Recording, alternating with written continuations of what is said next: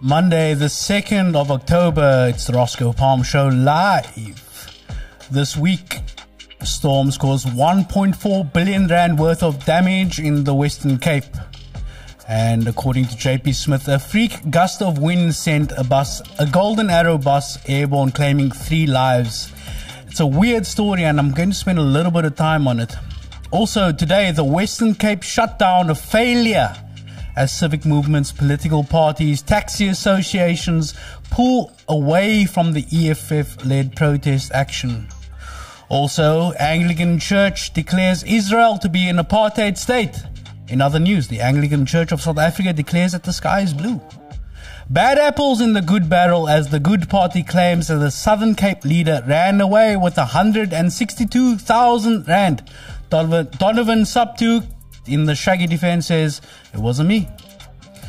Finally, are Maurice Fransman, Fadil Adams and others forming a coloured moonshot? We've got advocate Rod Solomons to explain exactly what it is. Hope you are enjoying the finally sunny weather in the Cape after all those storms. Nanthal, how was Chad Simon?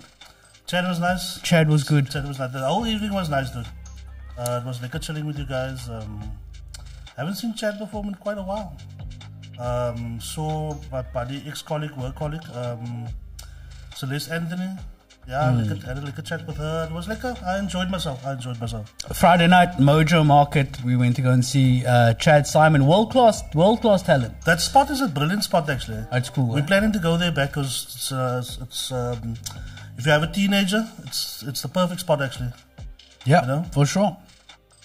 So look, we've got a lot to get through. So let's not do that thing that we do to, there's so much to get into. I want to start off with this, the Golden Arrow bus crash. Now, obviously there's going to be a lot of investigation into this, but, I think let's just have a look at this video first, of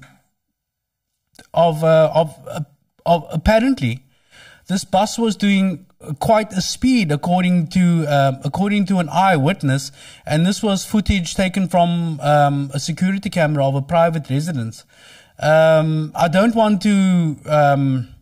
really don't want to trigger anybody, because it's really horrific, and some of the things that happened, some of the videos that were circulating were really very bad. But on that day, JP Smith, he issued a really curious statement. 6 days ago, JP Smith on his Facebook page says, a Golden Arrow bus overturned on Jake's Kerville Drive just before 9 in what has been described as a freak accident. Reports indicate that the bus had just pulled away after having a passenger disembark, and while gathering speed, a strong crosswind overturned the bus. That's weird. The Mako member for safety and security commenting on traffic incidents. Now, I understand that they had to deploy traffic services and fire and rescue staff to the scene, but JP Smith maintains that a strong crosswind overturned the bus. Gust of wind. We have a lot of wind in Cape Town. That's the one thing that we're not short of. So, in theory, every day in the summer there should be a bus flying over the mountain, if that's the case. Yeah, I don't know. There's reports that the driver was speeding apparently, allegedly. No, there's a twist in this, because a woman from Eastridge who survived the bus accident claims that the driver was speeding. In the Daily Voice, she was quoted as saying, I was in the middle, the 3-seater by the window. He pulled away and we were saying, there's no need to speed as we are already late for work. Joking about it, she explained. I just recall at the start we were speeding, then there were screams and people went out the windows and people were in the air, and the next thing I'm under the bus. I closed my eyes after seeing the passengers that went through the window. I won't lie, I did pray to survive, but how the bus was swinging, I didn't expect to survive. So there are. There obviously needs to be some investigation into it, but if there's an eyewitness account of that the driver was speeding, it's just strange that the MEC, or rather the MACO member for safety and security, could then say, well, this is a freak, this is some sort of freak accident, gust of wind overturned. So I think there's a lot more to that story. We're not hearing from Ricardo McKenzie, whose job it is to disperse the subsidies to Golden Arrow bus services. We're not hearing anything, and it's just strange that the first voice on this is JP Smith. I would say watch this space. So, yeah. Right, so during the week, we had, or rather during the last week, there was the launch of the South African First Forum. I don't know how to put it, like an electoral front. And I had a little bit of a to and fro with Advocate Rod Solomons, who's the convener of the SA First Forum. And he said that, maybe you should have me on your show so that I can understand exactly what he's trying to do. So I think maybe let's try and get Rod on the line. Now, at this meeting, there were many civil society organizations and politicians and some political parties. Key among them, Fidel Adams from the Cape Coloured Congress, or now the National Coloured Congress. Also, Marius Fransman, the former chairperson of the ANC in the Western Cape, and also the former deputy mayor of international relations. I want to understand what this thing is. Obviously, now we're heading into an election period. We are about 6 to 8 months away from an election, and there are going to be a lot of new players to try and capture the vote of people who are maybe disillusioned with the mainstream parties. So I decided to talk to Rod Solomons and just to see what exactly what we have, what the political project is. Rod, are you with me? Yes, good evening. I'm with you, sir. How are you doing, Rod? I'm all right, and you? I'm good. First of all, condolences for your team not beating my team 2 weeks ago, but that's the way it goes. No, we'll take it. We won't take condolences. We're playing good football, so we're okay. We're positive. We haven't lost yet. You haven't lost yet. Rod, yeah. Explain to me what the SA First Forum is and what the purpose of that meeting was that you held. Yeah. Okay, now let's first tell the people my team is called the Mighty Arsenal. That is my team. Okay, back to serious matters. Now, the SA First Forum is a voluntary organization. We started it in 2016. A group of us were disillusioned about what was happening in our country, and we decided to create an entity called, after a number of chats and meetings, we decided to name it the SA First Forum, and in essence to empower ordinary South Africans to find their voices and to push back against the abuse of authority and the rampant corruption that was taking place in our country under then President Zuma. We were one of the first civil society entities to do that. We were called all kinds of names. We were called a bunch of coloureds. We were called a bunch of people from the Western Cape. We were called that we were funded by white monopoly capital, all of those things. But we soldiered on. And at the end of the day, many, many civil society entities also started speaking up. Ordinary South Africans started speaking up. And the rest is history.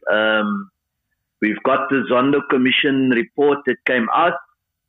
that fundamentally indicated that we were on the right track then. So, and yes, so the SA First Forum is really open to anyone.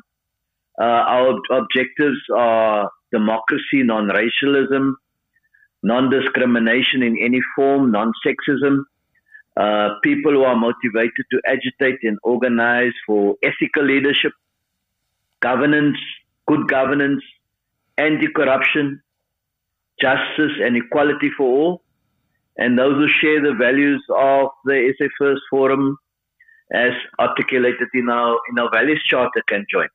Now so if I can just come in there, Rod. That's what the SA First Forum about. You contested the local government elections in 2021. Oh. What is the difference between that iteration of the SA First Forum and the whatever the outcome intended of the meeting that you had 2 weeks ago? Okay, so let me talk about the outcome of the meeting, and allow me to make some input, and then you can ask me whatever questions you want to ask me, right? So the one point that I want to make is our country is in trouble. People are peeved off about what's happening in our country. People are peeved off with established political parties, whether it's at national, provincial, or local government.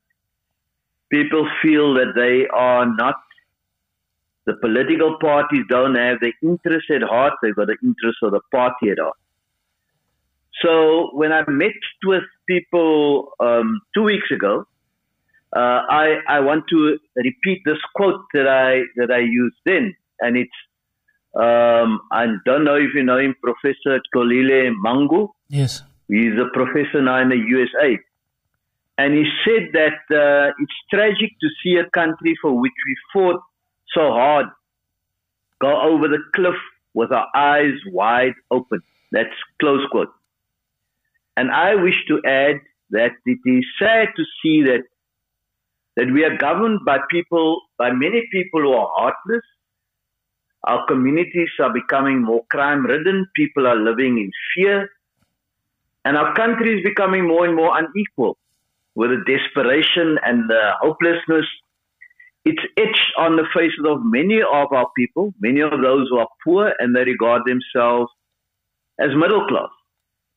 So therefore, I'm saying that our country is in big trouble. And unfortunately, the political parties are huge disappointments. And I argued over a period that the time has come for South Africa to get a proper reset and a restart. And the fundamental question I asked myself and many people who talk about this and lament about this is, what are we going to do about it? And I put that in capital letters. And that is the primary reason why myself and many, we've been talking. I've been engaging lots of people and entities over a period of months, some even over a number of years, about that question. It's no use we complain and all of that, but what are we going to do about it? And Marius, Fadil, Dr. Busak, a whole range of people. I've been talking to many of them over the last few months, and as I said, over a number of, and even more than a year. And because I feel that this election in 2024 is probably one of our last chances to put our egos aside, to work together, and to push back against the established political order, whether they're at national or provincial level, because that's a national and provincial election next year. And we need to say, enough is enough.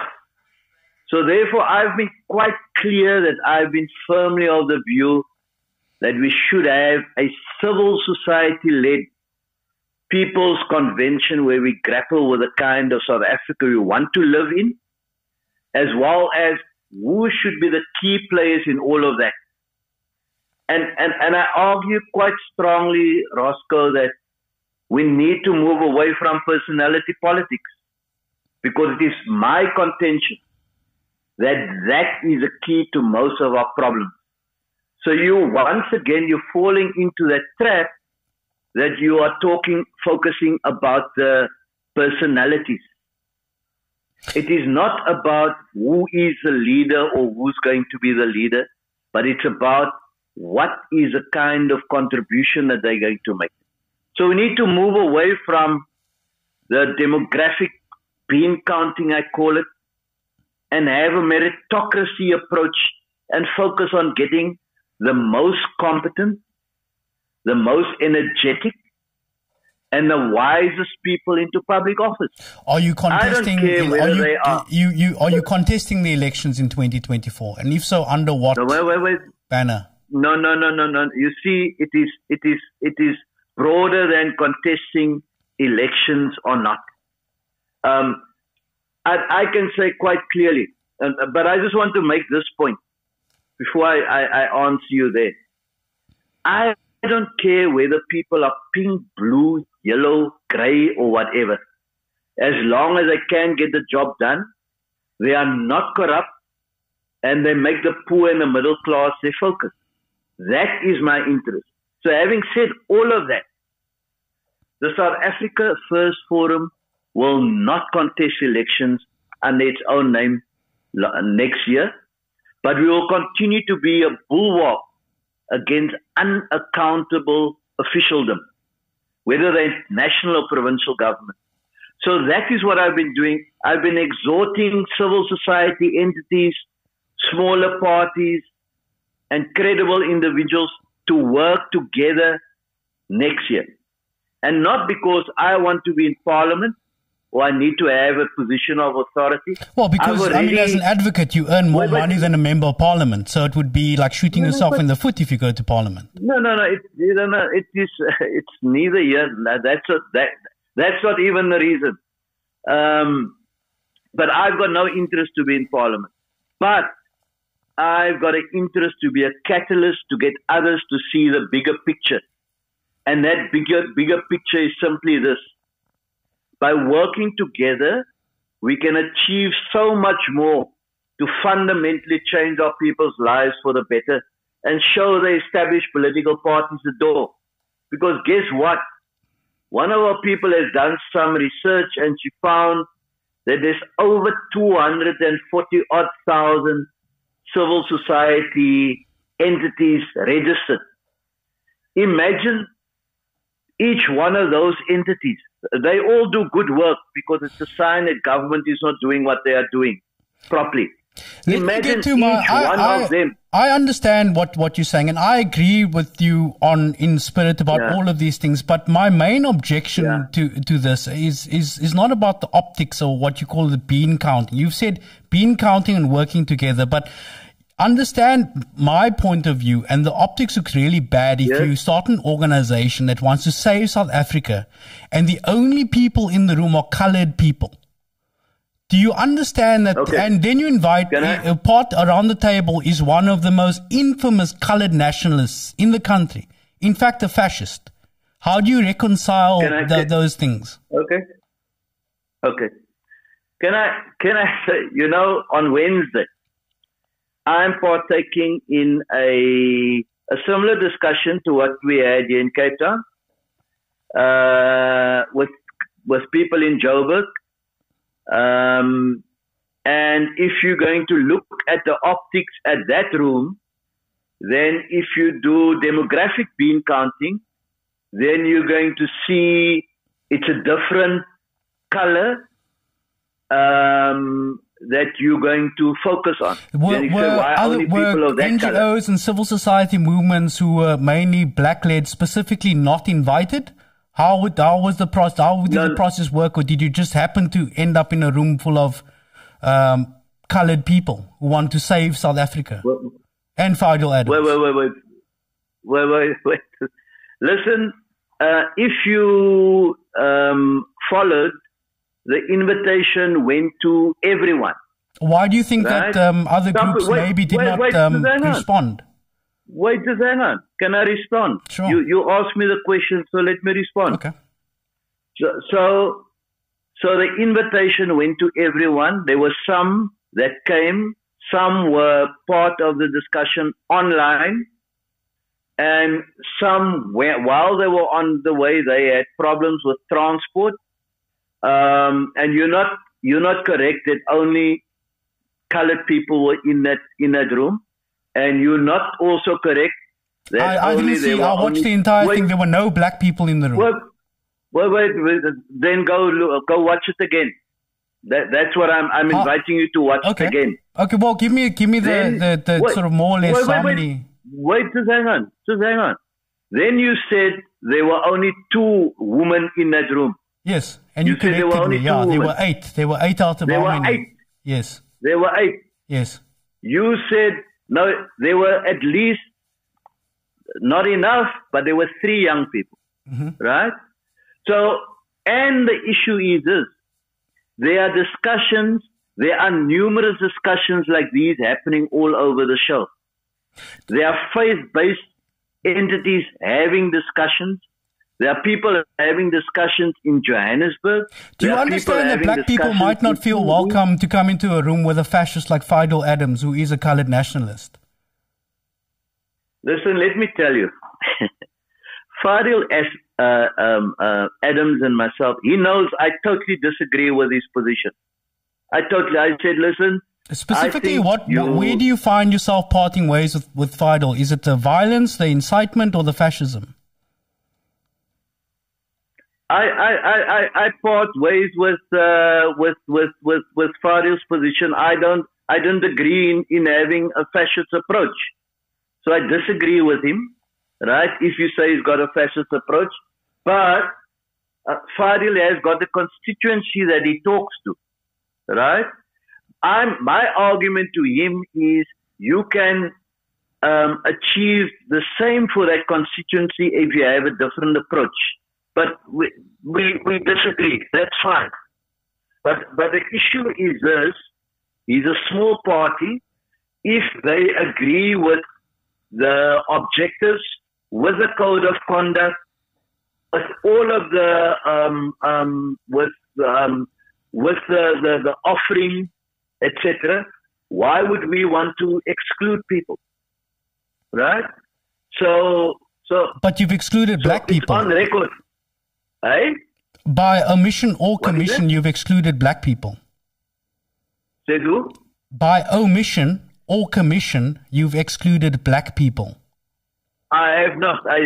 I fundamentally and vehemently disagree with you.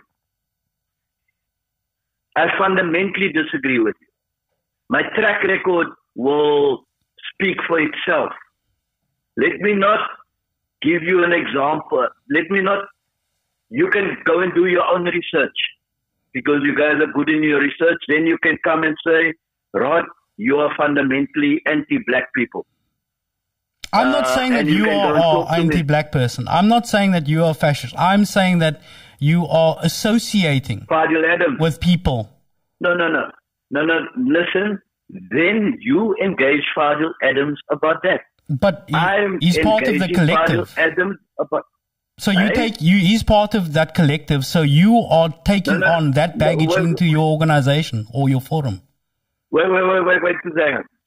We are just talking to him, we're talking to a number of people, etc. Fidel might ultimately decide not to operate under this collective banner. Because the intention is ultimately that we need to work towards a people's convention to deal with all of these things, right? And it must be civil society led. I'm strongly in favor about that, and I'm strongly of the view that we need to leave personality politics by the door because that's been the weakness. So, listen, I'm going to talk. If somebody's prepared to listen, and somebody's prepared to agree, if Fadil them, and let's not just focus on Fadil Adams, there are many others. Let's talk about There Alan are many Busak for other a second. Is Alan Busak going to be the public face of this movement? No, Alan Busak is not going to be the public face. Let me repeat, and I'm on record for that. When we met as well, I said this thing is not going to be about personalities, because personality politics has been the weakness of South Africa, right? So, and I don't think Alan Busak has got an interest in getting back into active politics, by the way. But you can I think talk it's to in the him discourse. yourself. As soon as you so publicly decline an invitation to the UDF 40th anniversary celebration, he knows what he's doing, inserting himself into the discourse. No. Talk to him. Don't. Oh no. Okay, you're right. I can't. You can't speak on his behalf. No, sure. You are right. Don't assume. But just from my sense, I think you are totally. I think you are misplaced. Okay, I might be. But let me repeat. The fundamental thing is this. This thing is not going to work if it's going to be about the personality or personalities. Yes, I agree with you. There are good people out in South Africa who are not involved in active politics. You might be, I don't really know you, you might be a good person that might go into parliament with the necessary training and capacitating. You might be a brilliant politician that do stuff for the benefit of, let me repeat, the poor and the middle class. Mm-hmm. And you have a strong anti-corruption bent. But because you are not an experienced politician, does not mean that a person like you should be able to go into parliament.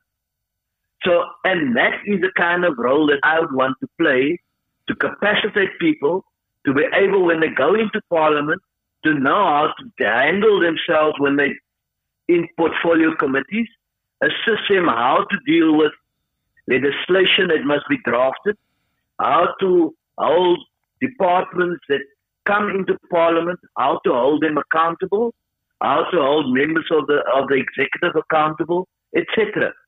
So it is not, the intention is not to give a second or a third bite at the cherry to people who were in politics before. That is not. I am of the view, and the other thing that I'm strongly of the view, there are enough young people who are not even belonging to the ANC Youth League or the EFF, whatever, student command, or the DA, whatever, the DA Blue Brigade they call it, etc. There are enough young people who are not part of any of those political or the youth entities. There are enough young people outside of that with the necessary skill, capacity, energy, etc., who are able to go into parliament and to go and make a contribution. I, for example, was one of the youngest heads of departments post-1994 in government. There were many of those who are now in parliament, they're in their 60s and their 70s, but when they went into parliament the first time, they were in their 30s. They were young. So why can we not get young people to go back? That's my approach. So, Rod, I agree with you 100%. We're gonna have to leave it there in 1 minute. So we've got 1 minute left. So if I can ask you to wrap it up, please. Okay. No. You know what? I understand there'll be lots of people having questions, and that is correct. It's only by engaging that we're going to get to the truth. But my appeal is, let's focus on the issues and let's not focus on the personality. My appeal is to not fall into the trap of colored nationalism. You're making the circle smaller, not bigger, if you do that. No, without a doubt. The circle must be bigger, and the interest must be the poor and the middle class. If you do that, then you cut across all the racial issues that always trips South Africa up. Okay. Rod, let's leave it there. Thank you. Come on, you Spurs. And we'll chat soon. Okay. All the best. Pleasure. Cheers. Bye. Ah, that was Rod Solomon. SA First Forum. Marius Fransman, Alan Busak, Fidel Adams. You heard it here, folks. So, Fidel's an interesting guy. And I've keeping my powder dry on this Fidel Adams thing. But it just seems like he's sort of gone a little bit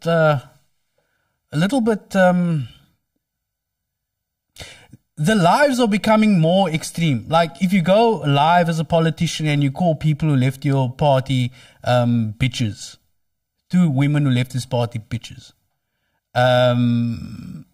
there's a thread of chauvinism that runs through fascism that I can't understand, and I don't think that's really a valid strain of politics in the current discourse, man. Yeah, it's and what I also don't like is the attack if you don't agree with him, and a lot of people. What I see also, somebody might say, dude, he would say something, then he would get attacked by the mob, right? And he would say, no, but I'm supporting you guys. But I just maybe this part of it, what you guys are saying now is what I don't agree with, man. You know, and then they don't care. They just attack. But okay, I don't blame the top guys. The supporters actually attack them. But at some point, we need to keep them accountable for their behavior now, before they become bigger, and then they end up like the ANC or DA, where they're not accountable. You know what I'm saying? No, we're gonna. Yeah, I've got a lot more to say about Fidel, and no doubt I will be saying this stuff. Like, we'll see how the situation develops. Not with the SA First Forum, but with the NCC.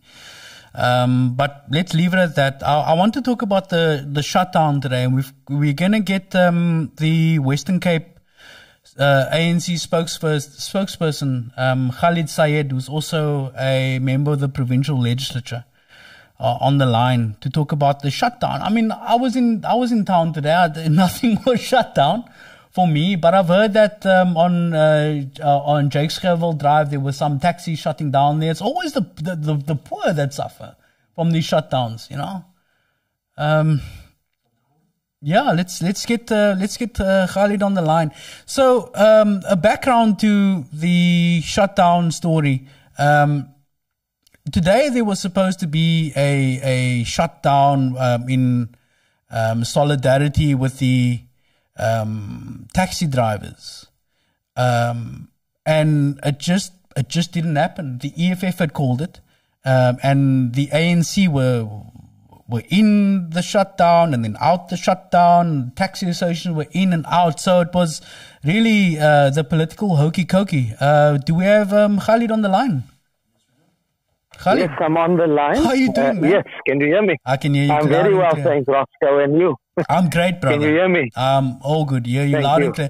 Good. Khalid, when I checked on Sunday, or last time I checked on Saturday evening, that the ANC in the Western Cape were going to join the shutdown, and then they weren't, and then there were all sorts of rumors flying around. What was what happened, and why did this thing occur or not occur?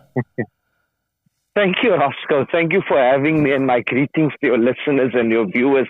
Firstly, let me just correct one thing, Roscoe. We were never going to take part in a shutdown.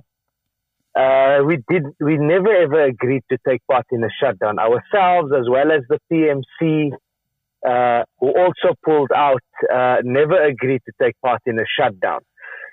All the discussions we've had with the various political formations, including the EFF, was that this is not going to be a shutdown. Hence, we were quite surprised, even in the build-up when the EFF issued a poster calling this a shutdown. We clarified them on Friday, up as late as Friday when we had our multi-party meeting. It was again agreed that this is not a shutdown. We won't call it a shutdown, and it's a multi-party protest. So we were prepared to take part in what was a multi-party protest action not a shutdown. Okay, who were the parties that were initially involved, initially going to take part in this? So from the initial point, when we just started, it was the Good Party, it was the UDM, it was the PAC, it was the Land Party, it was the PCM, I think PCM or PMC, I'm not sure what it's called, and it was ourselves. And this was the issue. So what happened was, we gathered, we discussed these matters, but the EFF were insistent on this being a shutdown. We agreed in the end that it will not be a shutdown because we didn't want to compromise our people, the very poor and working class, whom this protest action is meant to serve and whose interest is meant to serve, were going to be compromised had this been a shutdown. We already saw in the build-up the kind of fear that was out there. So we didn't want to compromise them.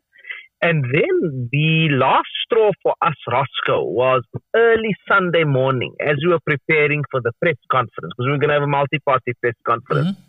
As we were preparing, we then saw, boom, the EFF provincial chairperson goes on national television and emphasizes that this is a shutdown and says that commuters must not even bother taking taxis to work because taxis will not be taking them to work, undermining Santaco as well. So that was the issue. And then again emphasizing that this is an EFF-led protest, whilst it was always supposed to be multi-party in nature. So then we took a decision, Roscoe, to say, look, we are going to pull out. We then told them this just before the press conference. Do you think it's wise to still platform this issue, bearing in mind that the city of Cape Town and the parties had reached some sort of détente and some agreement towards working together, just to get away from the mechanics of how this broad front and the protest in this protest dissolves. But yeah, just if I can get your comment on that. No, look, Roscoe, we do welcome, and remember when the taxi strike ended, we indicated that we welcome the fact now that the city, the province, and Santaco are talking. Yes. However, what has been happening is that even while the discussions are taking place, you still have unlawful impoundments of taxis, and that inconveniences commuters. It inconveniences commuters who are essentially from our constituents, people coming from the townships, from the poorer communities into the city centre. It inconveniences them. So in that regard, we are not wrong to continue taking up the issue, and we'll continue taking up the issue in the legislature in particular, as well as in the city of Cape Town, although I think that we should have taken it up much more sharply even in the city at that time, and that's a debate for another day. There's a new sheriff in town now. We've got a new provincial executive committee, and we are going to ensure thorough oversight. So it's still an issue that's relevant, not to undermine though the discussions. We encourage the discussions to happen, but we feel that by civil society and political formations taking up the issue in a responsible manner, we will at least also be assisting with regards to the discussions which are happening. The city and government in the province will not be able to get away with still talking while still doing what we believe is unlawful. What does the dissolution of this today's protest action between all the parties tell you, or how does it augur for any kind of cooperation in future on a political level between the ANC and the EFF and other parties? Look, Roscoe, I don't think really it's going to negatively impact on the prospect. I mean, the EFF blew it basically today. They completely blew a massive political opportunity by wanting to be completely, because you know what, Roscoe, this was going to lay the basis for further collaboration on progressive issues and taking the DA on, whether it be in the city, whether it be in the province. So they blew it. However, I don't think that this is in the end going to break down relations or break down the opportunity for further collaboration. Remember, we are separate political formations. The EFF will remain the EFF. The ANC will remain the ANC. And there will be situations in which we will need to talk. I mean, we, for example, as a result of what has happened now, we have not, for example, gone away and broken up the coalition in Neisner, for example, where the EFF is a partner. Or broken up the coalition in Theewaterskloof, where the EFF is a partner. Because we look at each and every circumstance and situation guided by our policy objective as the African National Congress.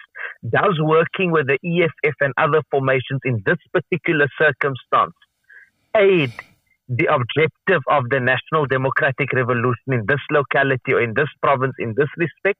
Yes, it does. No, it doesn't. And then we decide. So I don't think we're going to allow this to affect, but it will obviously ensure that we are much more careful when engaging with. Okay, Khalid, I got one more question as pertains to your role as the as David Mania's opposite number in the education portfolio.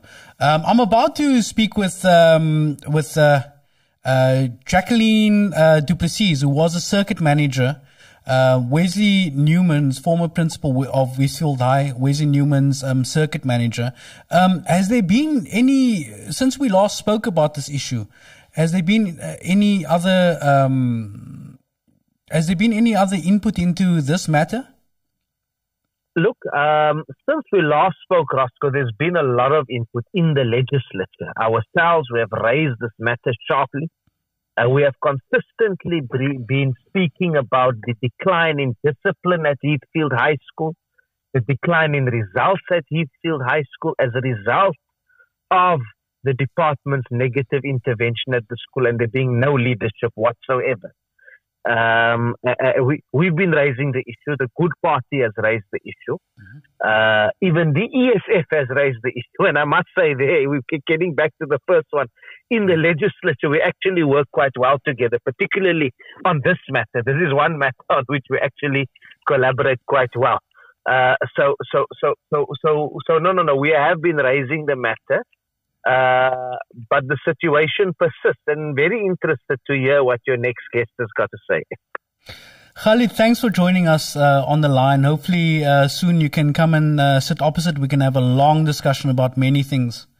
But enjoy the rest of your evening. Most certainly, Wesley. I would like to engage with you on the Wesley Newman matter, Roscoe, but also on the deeper systemic rot in the WCED. It's going to be very important. We look forward to that. Absolutely. Thank you very much. Thanks a lot. Thank you. Cheers. Thank you. Cheers. Yeah, Khalid, holding together a coalition, it's almost a chain is as strong as its weakest link. And the weak links change from day to day. Any coalition with any partners, whether it's the moonshot or any kind of coalition between the ANC and the EFF, it really depends on good faith partnerships and also consultation.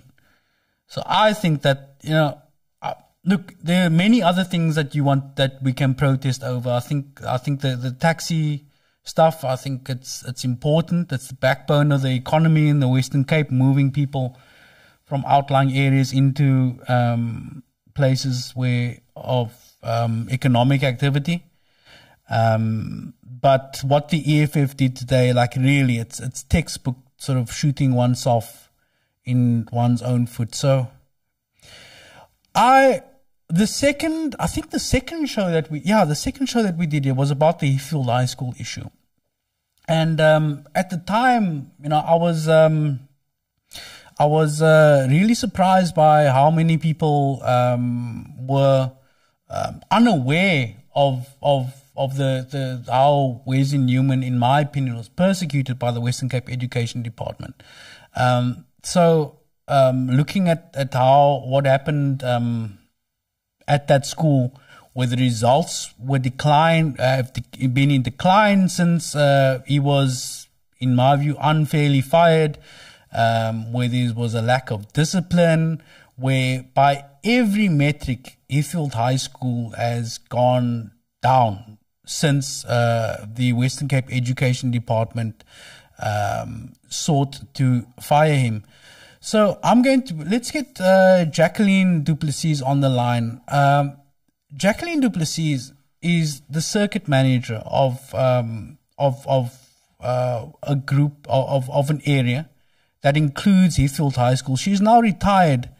In a sense, she hasn't spoken out publicly about this, at least in the media. So this is going to be, I think I really want to spend a lot of time on this to deepen the understanding of what happened from the start to finish at Heathfield High School and what's happened. There are some things there are some shocking things that have occurred in Heathfield High School, or rather the levels that the Western Cape Education Department stooped to get rid of this guy.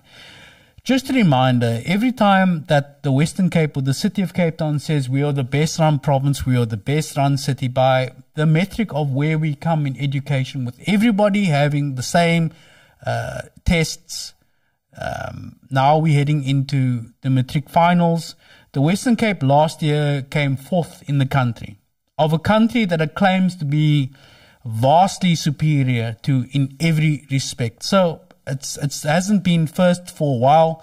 We're going to talk about the Western Cape Education Department at length. Do we have Jackie?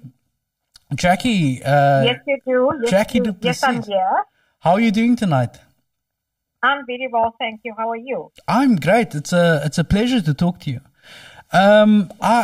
Look, we can take as much time as we need, because I think this is a very important issue, and I don't mind recapping much of the story. But first of all, a little bit about you, so that people know your bona fides.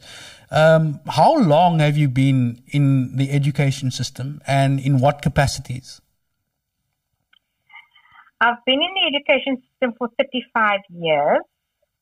I was an educator at Steenberg High for 22 years, and then I worked at the district office, first as a subject advisor for English, and then I became a project manager for the underperforming learners.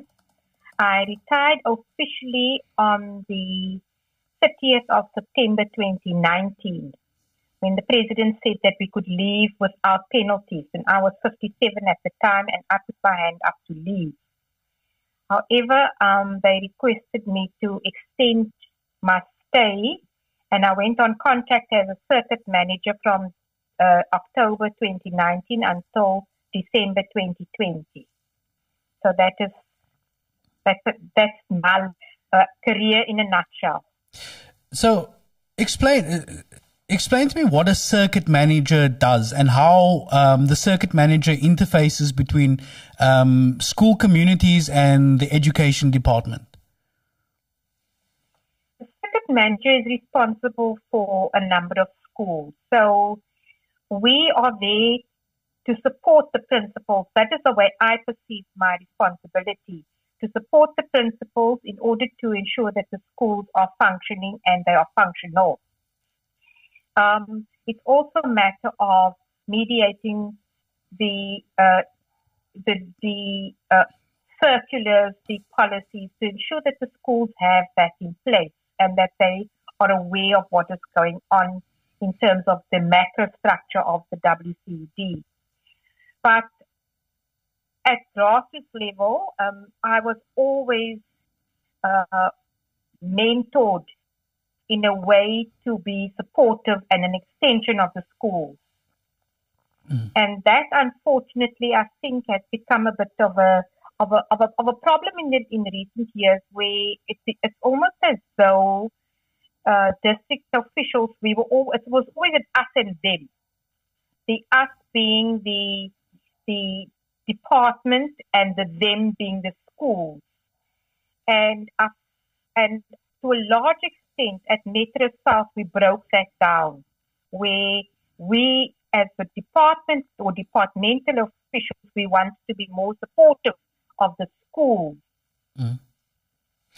Right. Honestly, I think it's become a bit different now, where the district office or the district officials have become more an extension of head office rather than of the schools. Okay, so in a sense that it's very much top-down management style from the education department down to the districts and then to the schools.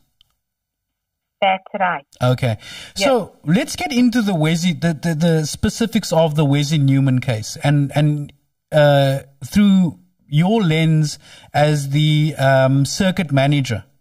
When did you first hear about this, and what if you can just give us sort of a step-by-step account of what you heard, when you heard it, and what you were asked to action? Yeah. I became the circuit manager of Heathfield High at the start of 2020. I met Mr. Newman officially for the first time. I'd seen him once before, but I'd met him officially in January of 2020. And that was at the principal's meeting, where I conducted a principal's meeting. So that was my first official encounter with Mr. Newman. And in 2020, in May of 2020, there was a call for principals and SMTs to return to school. Sorry, do you want me to speak about the COVID case? Yes, now? please. Yeah. Let's. Yeah. Okay. So there was a call for the SMTs and to prepare the schools for the arrival of both the rest of the staff as well as the learners. SMTs meaning, senior management team. That's principals, of the school, heads of departments. Principals, there we go. Okay. The deputies and the heads of departments. Right. Then there was quite a lot of uncertainty because there was we had the unions having a position. You had the Department of Basic Education having a position, and then you had the Western Cape Education Department having a position. And with all these huge organizations having almost equal say in one school, and I'm just saying one school, it's actually in every school, but you are getting different stories and different voices. And when the Minister of Education, Ms. Mochege, said that school would be National open, Minister, yes? The National Minister, yes. I know the Western Cape Education refers to the minister. It's actually the MEC here, not the minister. I really dislike that about the Western Cape guys calling themselves provincial ministers. They're MECs, they're not ministers. That's right. It's one of my pet peeves. Anyways, thank you. Okay. Mine too. They want everybody to respect positions, but they don't respect positions. But anyway, that's just my view. So the national minister said that the schools would then they rescinded that and said it would be opening on the 8th of June. The MEC at the time, Debbie Schaefer said that the schools in the Western Cape were ready on the 1st of June, and the schools in the Western Cape would be opening. Okay. So then, Heathfield High, the MEC of the provincial MEC, Debbie Schaefer, says we are ready to open. What was the state of readiness at Heathfield High that contrasted the MEC's assertions? Not only at Heathfield High, quite a number of schools. Okay. Quite a number of schools only reopened on the 8th of June. The PPEs didn't arrive timeously. That's the first thing. Then there was the cleansing of the schools. Remember, this is the height of COVID, and no one knew this virus. Yes. No one knew what needed to be done in order to protect each and every person. So the one thing that they said that, look, the schools had to be cleaned prior to closing anyway before the hard lockdown. so the schools would be clean and wouldn't be necessary to sanitize. Therefore, the schools would be ready to open because they would need sanitizing. Mm-hmm. However, there are quite a number prior to even opening the doors of the school.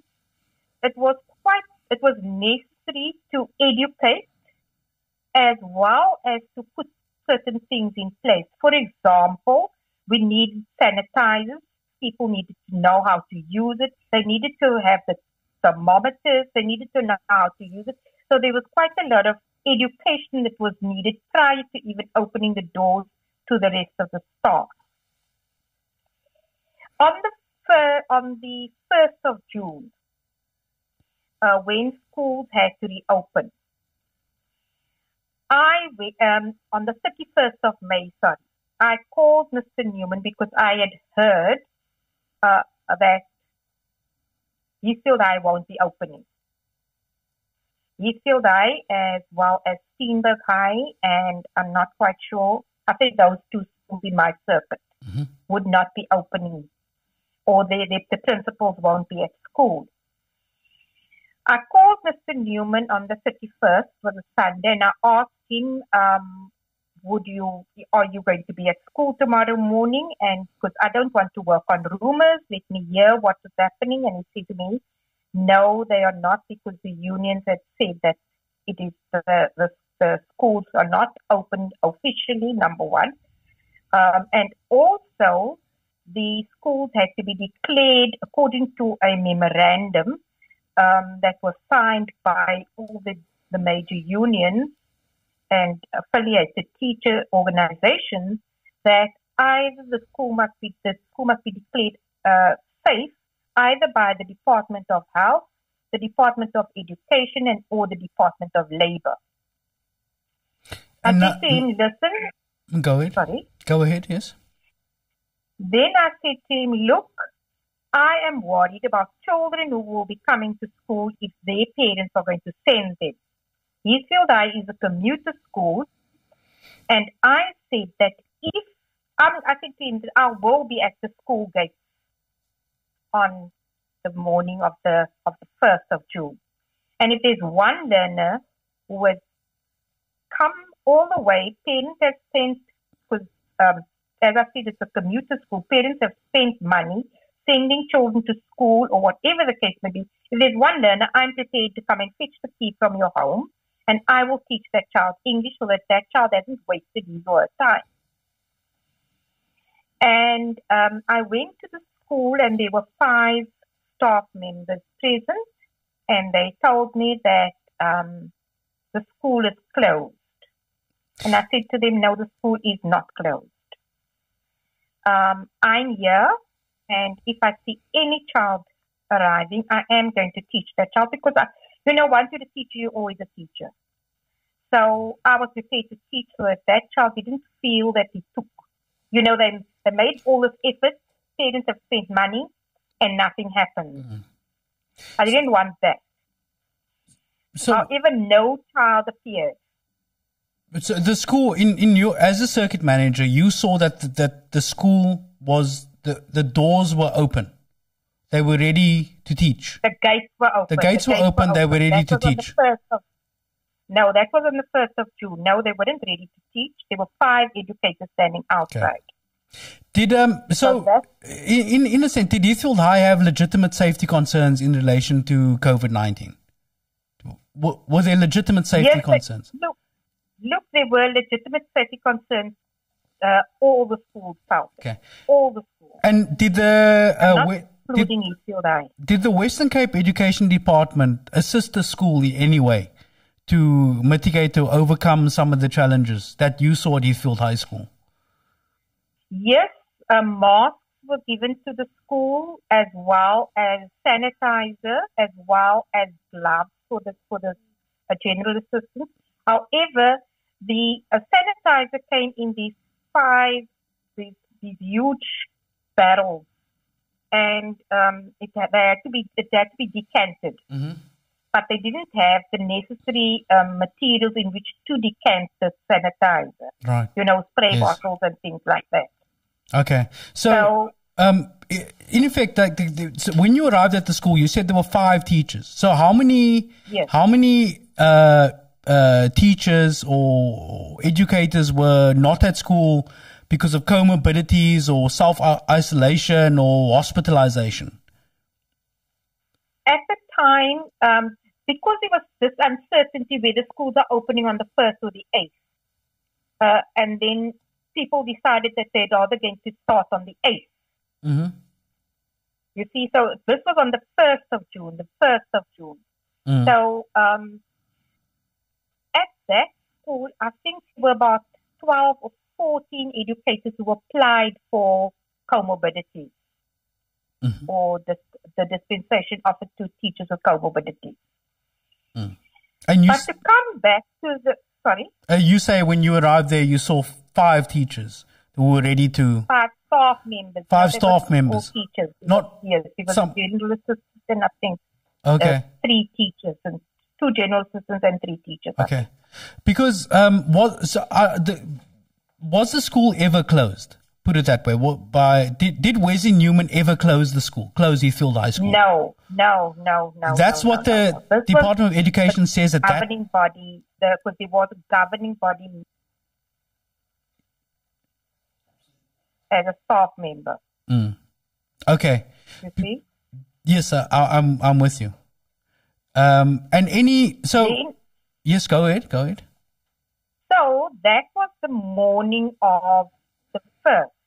The afternoon of the 1st, I went back to Heathfield High and Mr. Newman was there, as well as his deputy. And they were preparing, they were making notices and things like that. And the general assistants were busy preparing the classrooms for learners, for the grade 12 that would be arriving. So that was I don't know what time the deputy and the principal arrived at the school, but they were present on the 1st, the afternoon when I went to visit them.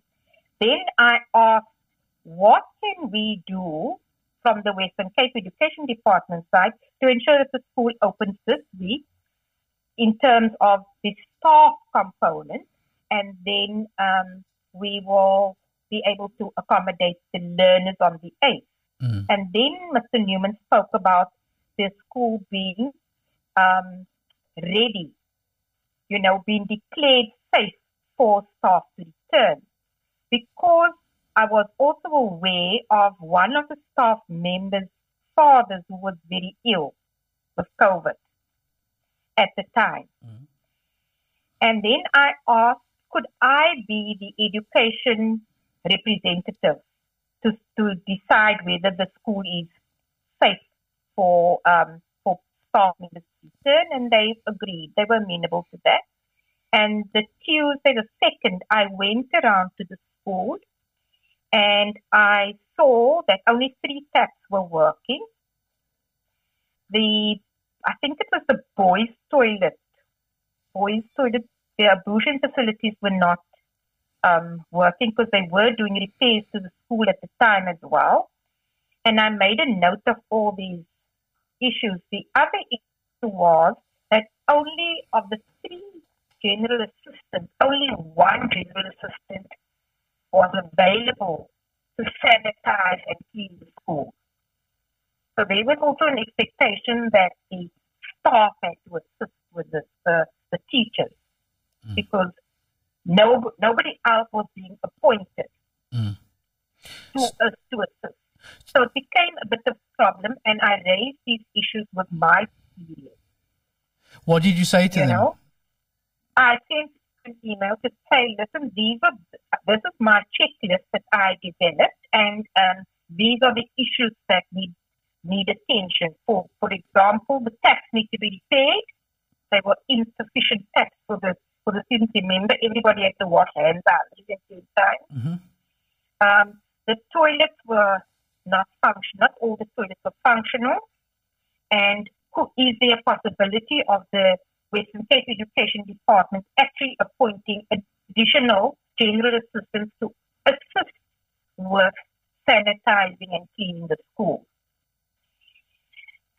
In terms of the infrastructure, the taps and the toilets, escalated that up to the chief director, and I didn't receive any response. In terms of the additional personnel, I was told that they must ask the governing body for volunteers. And I said, but that is also unfair because the governing body members are either, they would also have to then be exposed. And during this period, it's not necessary to ask for volunteers. Because this is it's a challenge for people to come out of their homes after a hard lockdown and then volunteer their services. Is there no way that you could use the EWP personnel that are available to assist schools that are understaffed in terms of general assistance? And the response was, no, we can't. There's no money. But all the money is being used for PPE. Right. So, that was a major challenge. Yes. But attendances at the school were low, not because Wesley Newman instructed people to stay at home or the school government body said people shouldn't stay at home. Why weren't kids going to school, to Heathfield High School? So now I'm coming to I'm still in the first week of June, when schools are not open for the learners. Then the staff returned en masse on the Thursday, and I had an assembly with them, and we chatted, and we had the psychologists as well as social workers there. On the 8th of June, the matriculants arrived at school, and they attended religiously for the entire month of June. In many cases, then quite a number, because I asked on a daily basis, I wanted attendance because I also wanted to follow up on how many learners have not returned at all. Because, one thing I don't want our children to use this as an opportunity to drop out. So let us try and get everyone back at school in terms of the grade 12 because the exams had been set already, but, they needed the support. So the matriculants from the 8th of June, like at all the schools in the country, the 8th of June, the matriculants of Heathfield High arrived at school and they attended for the entire month of June. There were no issues. Okay. I'm trying to square this with the Western Cape Education Department saying that that Mr. Newman closed the school, which is basically the basis of one of the bases of him being fired. The parents, the kids that didn't come to school, this was a function of the parents or the guardians deciding you're not going to school because there's a thing called COVID and I don't want that in my home. Yes, but to be quite honest, only 3 of the learners, grade 12 learners, did not reappear. 2 of them, I think their parents enrolled them into distance colleges, and 1 just dropped out. So they had 123 learners and 120.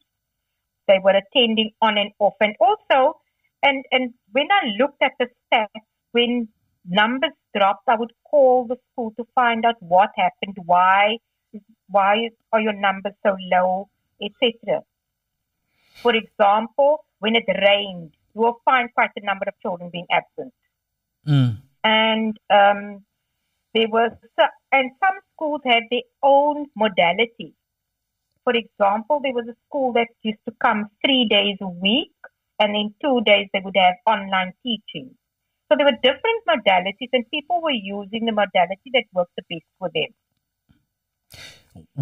As far as Heathfield High is concerned, the children were present. Right. That was, and I'm coming to July. Okay. So, at the end of June, I think it was if I can recall correctly, the schools had to reopen the 6th of July for the grade 10s and 11s. Now remember, we had about 120 give and take coming to schools. Teachers were working with them. They had their own way, modalities. And even during that period, Heathfield High was supporting the other learners by asking them to come and pick up workbooks. Every day, one of the grades would have to come and fetch a workbook, and then the next week they'd bring the workbooks back and receive another workbook. So the children were active in terms of the academic performance. On the 3rd of July, that was a Friday, the one general assistant became ill. He wasn't at school. So the school wasn't sanitized. Now, come the 6th of July, there's an expectation that an additional 300 children are coming back. The other grades. 10s and 11s. Yes. Yes, the two other grades, 10s and 11s. The school was not cleaned. The school wasn't sanitized. There were 14 teachers away. These were not done in according to the standard of the Department of Education and the Department of what national ministries had set out under the state of disaster that we were facing in COVID. That's right. Okay. You see? So there was a potential problem on the horizon because who must clean? And one of the issues that even the general assistants had at the school and a few other schools was that this was not in their job description to sanitize after every period, handles, taps, etc., etc. So that was also a challenge. Now, on the 4th of July, the governing body of Heathfield High had a meeting, and the governing body decided that because the school, now remember the governing body has more parents than any other component, and the governing body said they're going to urge parents to keep their children at home because the school had not been sanitized and the school is not safe.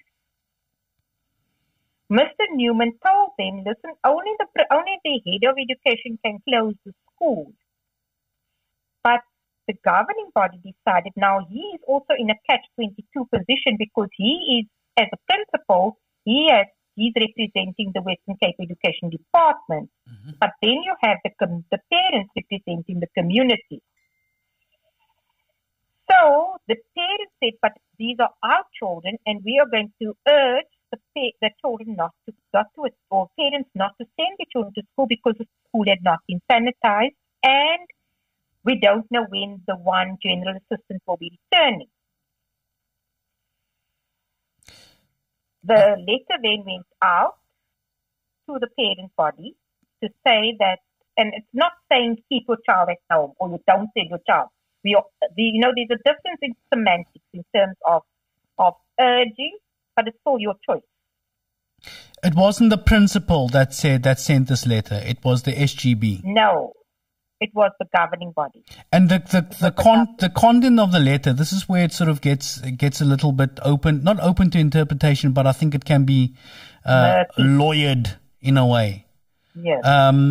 And you alluded to the language that was in the letter. So, what was the spirit of the letter, and what did they mean in that letter? They meant that at that point in time, the school was not physically capable of hosting about 300, 400 children.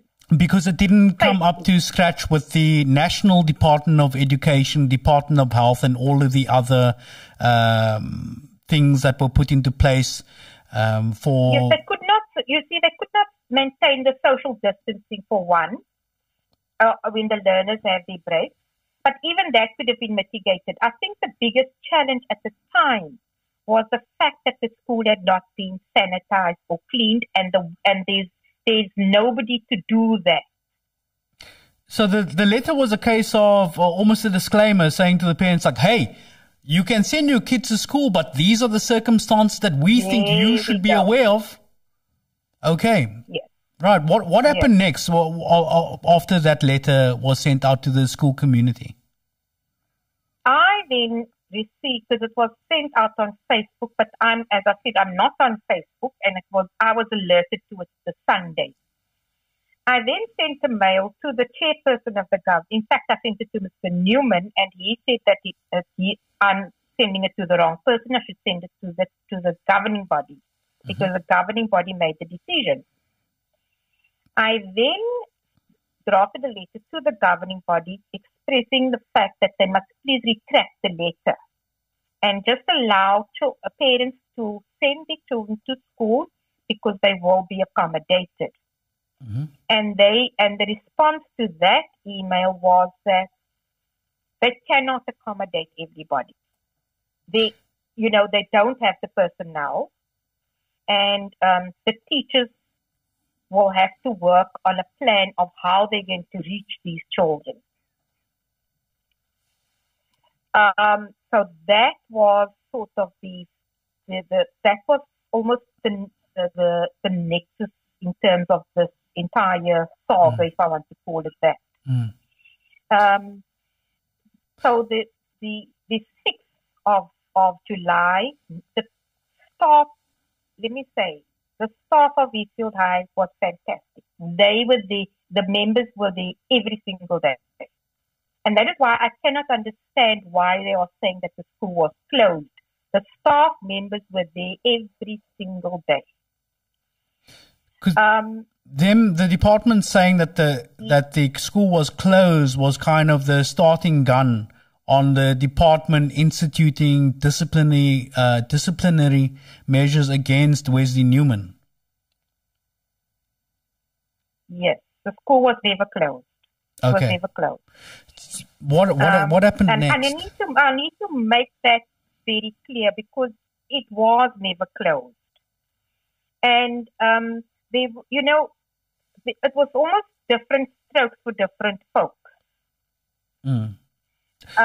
We had a school in March prior to the president announced on the Sunday. Then the Tuesday, a school closed because they were at a swimming gala and one of the children had COVID from the visiting school, and so the principal decided to close the school. Are there documented cases? Yeah, I was going to ask you, documented cases of other schools being treated differently from Heathfield High School? Oh, yes. Can we go through examples and by name, if possible? Now, I don't really want to mention names because, I'd rather just give you scenarios. Okay. At that school, the head of education called the principal to ask why is the school closed. And that was it. Nothing happened. And then we also had schools where children were coming 3 days, 2 days a week, 3 days a week. And the other days they were doing distance learning. And yet on the management system, which is known as CMIS, the Central Education Management and Information System, where learners' attendance had to be captured, even when the children were at home, they were captured as being present. So all these little things made one aware that there's, it's different strokes for different folks. We're going to come back to... We also had a slew... Mr. Newman had a slew of letters from principals saying exactly the same thing in terms of the first week of school. We are opening on the 8th of June. Because remember, that was also one of the things that we didn't open on the 1st of June. We are opening on the 8th of June. School is closed. Then, even during this period that we are talking about, during when COVID was at its peak, many principals were sending letters to their parents saying that because of the rise, we are not going to, please be aware, and that the pandemic is now really on the the number of cases on the increase, etc. Nothing happened to them. There was a 3-page article in the U magazine written by a principal, and nothing happened to him. So he was, So I'm just saying that these are real cases, and if people want to, if anybody wants me to mention the names of the schools and of the principals and things like that, I'm not comfortable doing it, but I will be able to do it because I've got the hard evidence. Okay, I'll be mentioning those names next week. But before we get back to what, because it takes a bizarre turn after this, including Wesley Newman being followed by crime intelligence and bribery. Let's just talk about the academics and the results of Wheatfield High School in that COVID year. What were the results, despite all this? What were the academic results during that COVID year, and what have they been subsequent to Wesley Newman being fired? Look, after Mr. Newman took over the school was on a trajectory, an upward trajectory. They were really, getting things right at the school. In 2020, they had a pass percentage of 84%. In the COVID year, with all of the teachers being with comorbidities, with under great duress, 84%. 84%. Right. Also, knowing that 84% was also the 6th highest improvement in the district of 56 schools, 56 high schools. That's the 6th highest improvement. And then Wesley Newman was fired, and what were the results in the next year without any of the COVID restrictions and hardships that brought along? In 2021, it went down to 76%, and last year it was 61.2%. What do you attribute that decline to? Because conditions have gotten easier since COVID has now become just a sort of memory hold. Yeah. I think it is staff morale. That's the first thing that I can think of, as well as the learner morale.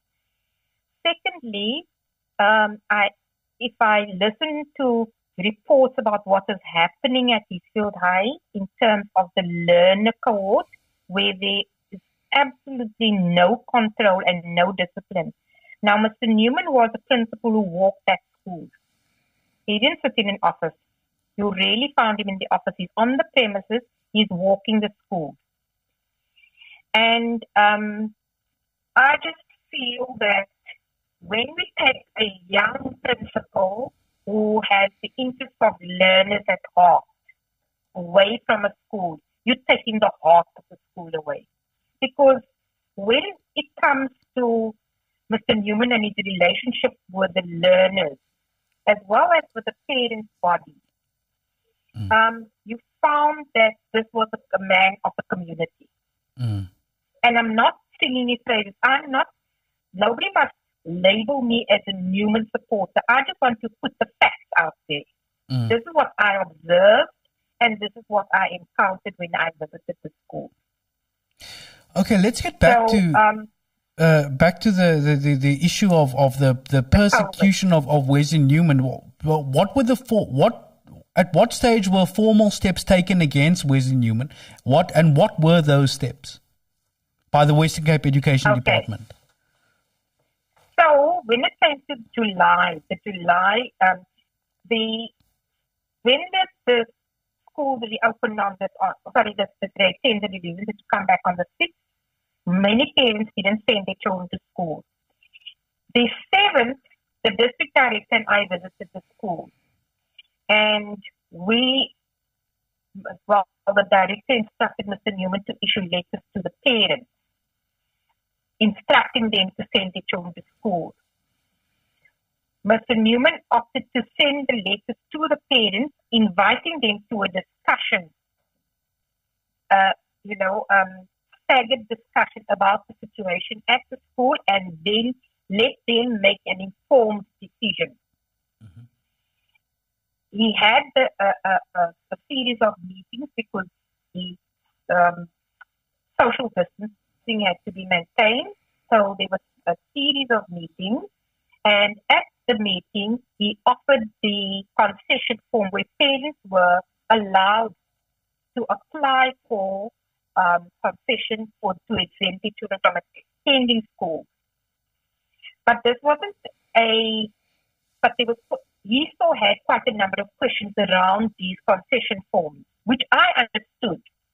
Because, it's one thing to give a person a piece of paper, but what happens to that piece of paper? So he informed the parents that this is the option that is available to them. Alternatively, they must send their children to school. Of the grade 12 parents, 120 grade 12 parents, 85 of them completed those concession forms, and he said that, look, even if you do complete these concession forms, we will continue to support your child. They were in the process of creating a YouTube channel, a YouTube channel, where lessons would have been uploaded. They also had memory sticks from the alumni, subsidized memory sticks for each of the learners where lessons were uploaded onto the memory sticks. They also had physical particle lecture workbook on a Thursday. And I was there one Thursday when there was quite a number of children coming around to collect and drop off. So learning was happening. They might not have been physically at school, but teaching and learning was happening. There were also WhatsApp lessons where teachers would upload or give their lessons via WhatsApp. Mm. But I was getting to when did the department discipline issue? It was due during the month of July. And what were those? What were those steps? Excuse me? What step? How was Mr. Newman, Wesley Newman, disciplined by the WCED? So what? Okay. Then during that period, Mr. Schroeder then sent Mr. Newman a letter saying, and the timing is also something that was critical, because the president announced the closure of schools. I don't know exactly. I think he announced that schools will be closing on the 24th because of the increase in the number of COVID cases. And also remember that the Western Cape was a hotspot in terms of the number of COVID cases.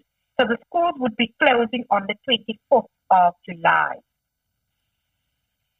On the 24th of July, Mr. Schroeder sent Mr. Newman a letter instructing him to inform the parents that the school is open,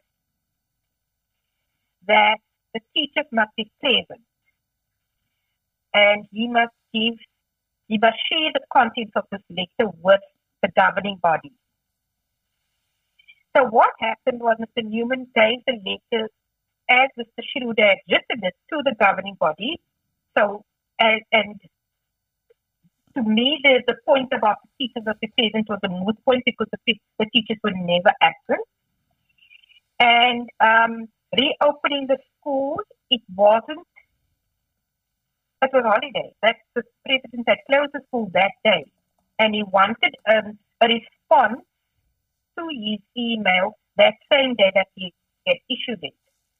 And the email was sent to Mr. Newman's personal email address, which he only accessed at about 5 o'clock the evening. I was not privy to that. So they sent him formal correspondence from the WCD sent Wesley Newman formal correspondence to his private email address. That's okay. right. better. Okay. Mr. Newman did not respond on that Friday. He responded the Sunday. And then in that, he referred to, previous regimes, tactics of bullying, etc., that, that they're not taking into account whatever's been said and what is happening in the country. And he mentions a basket mentality or a basket attitude. I can't recall the exact wording. And obviously, Mr. Schroeder took offense to this. And I think that was the start of, listen, we are going to deal with this man. The knives were out from that moment. That's right. What did they then do? What was issued to Wesley Newman from the department? Wesley was then said that further action will be taken against him. We received that email, I think, a week later or something to that effect. Meanwhile, a boy in February had been expelled, and the expulsion was upheld, and the parents appealed the expulsion, and the NEC overturned the expulsion. And then they used this boy as part of their process to say that Mr. Newman assaulted him. And they used him to come and testify about the assault as one of the disciplinary cases, the cases against Mr. Newman, that he had assaulted a learner. And they used this boy who had been expelled to come and testify against Mr. Newman. Ultimately, that case was thrown out. There wasn't enough evidence, but so there were quite a number of charges against Mr. Newman. So the one was that assaulted a boy. That one was thrown out. One contravened the Western Cape Education Department's social media policy.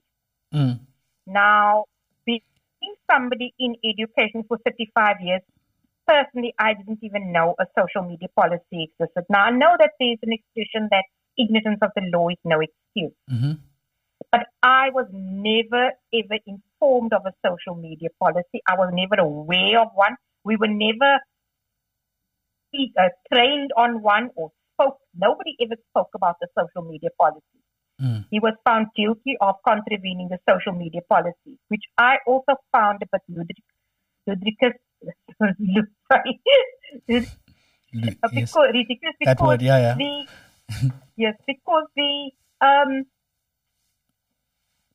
all schools are using social media to publicize whatever they are doing. As you said, there was a principle that was in the U magazine that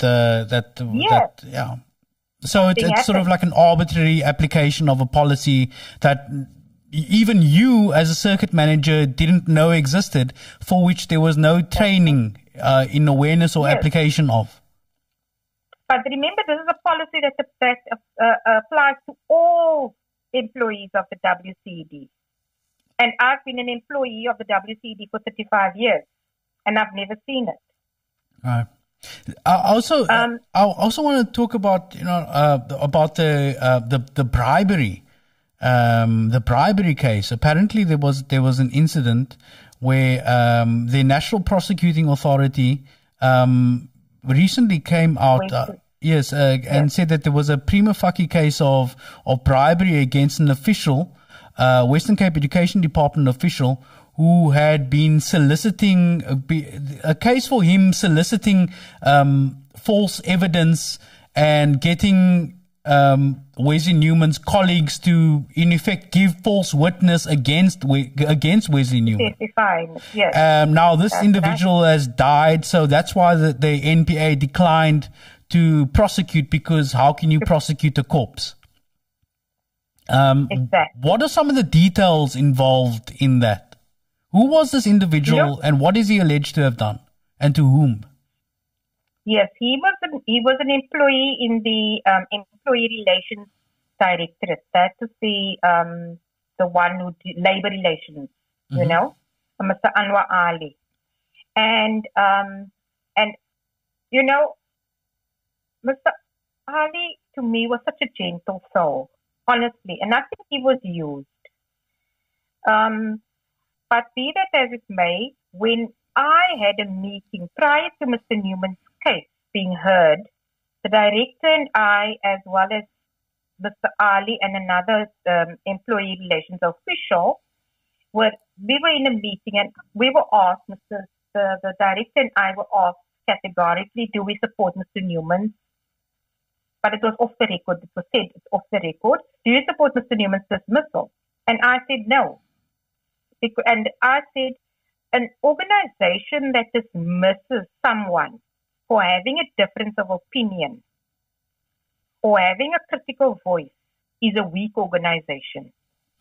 Because I believe that is something that could be discussed, debated, and come to a resolution.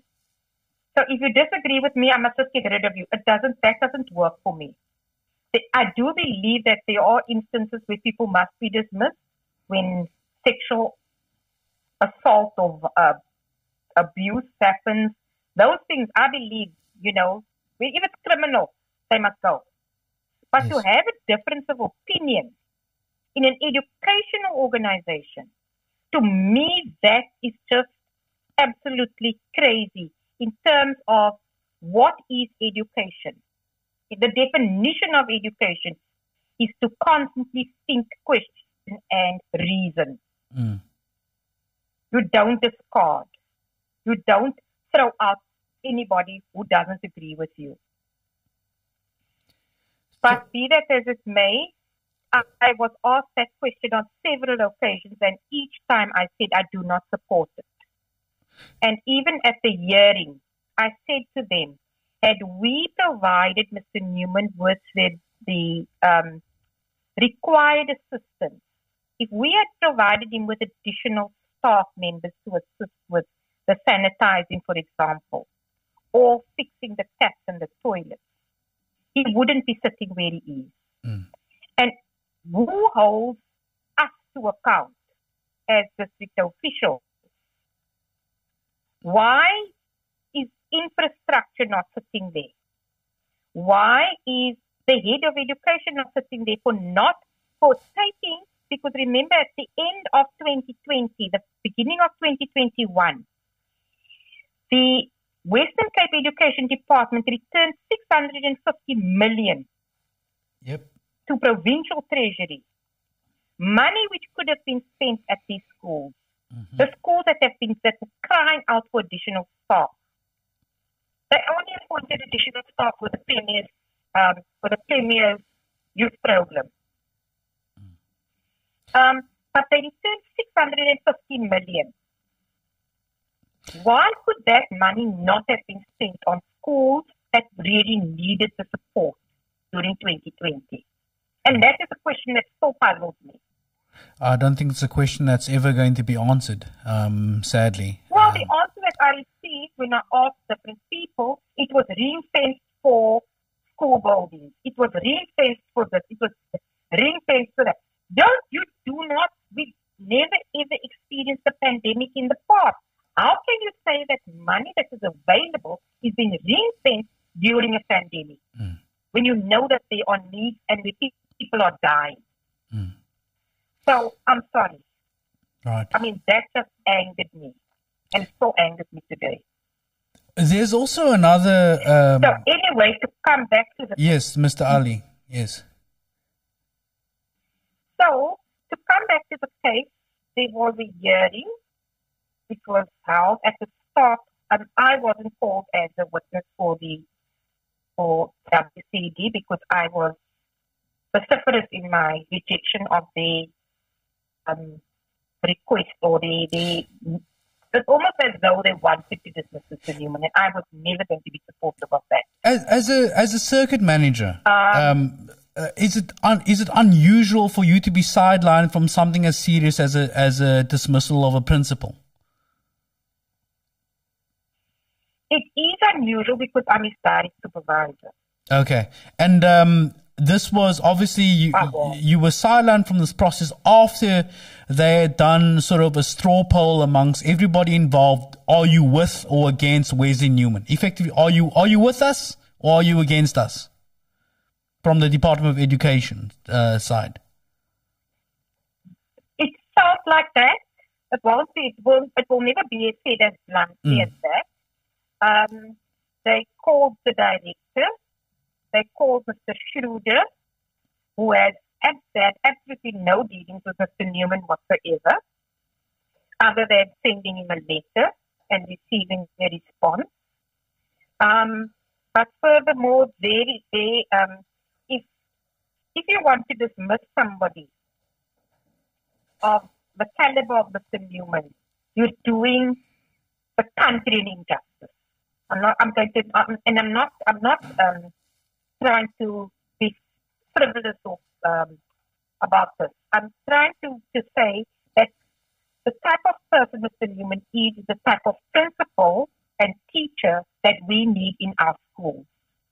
Somebody who is there for the children, somebody who's going to walk the talk, somebody who is going to really put his all into ensuring that each and every child is successful.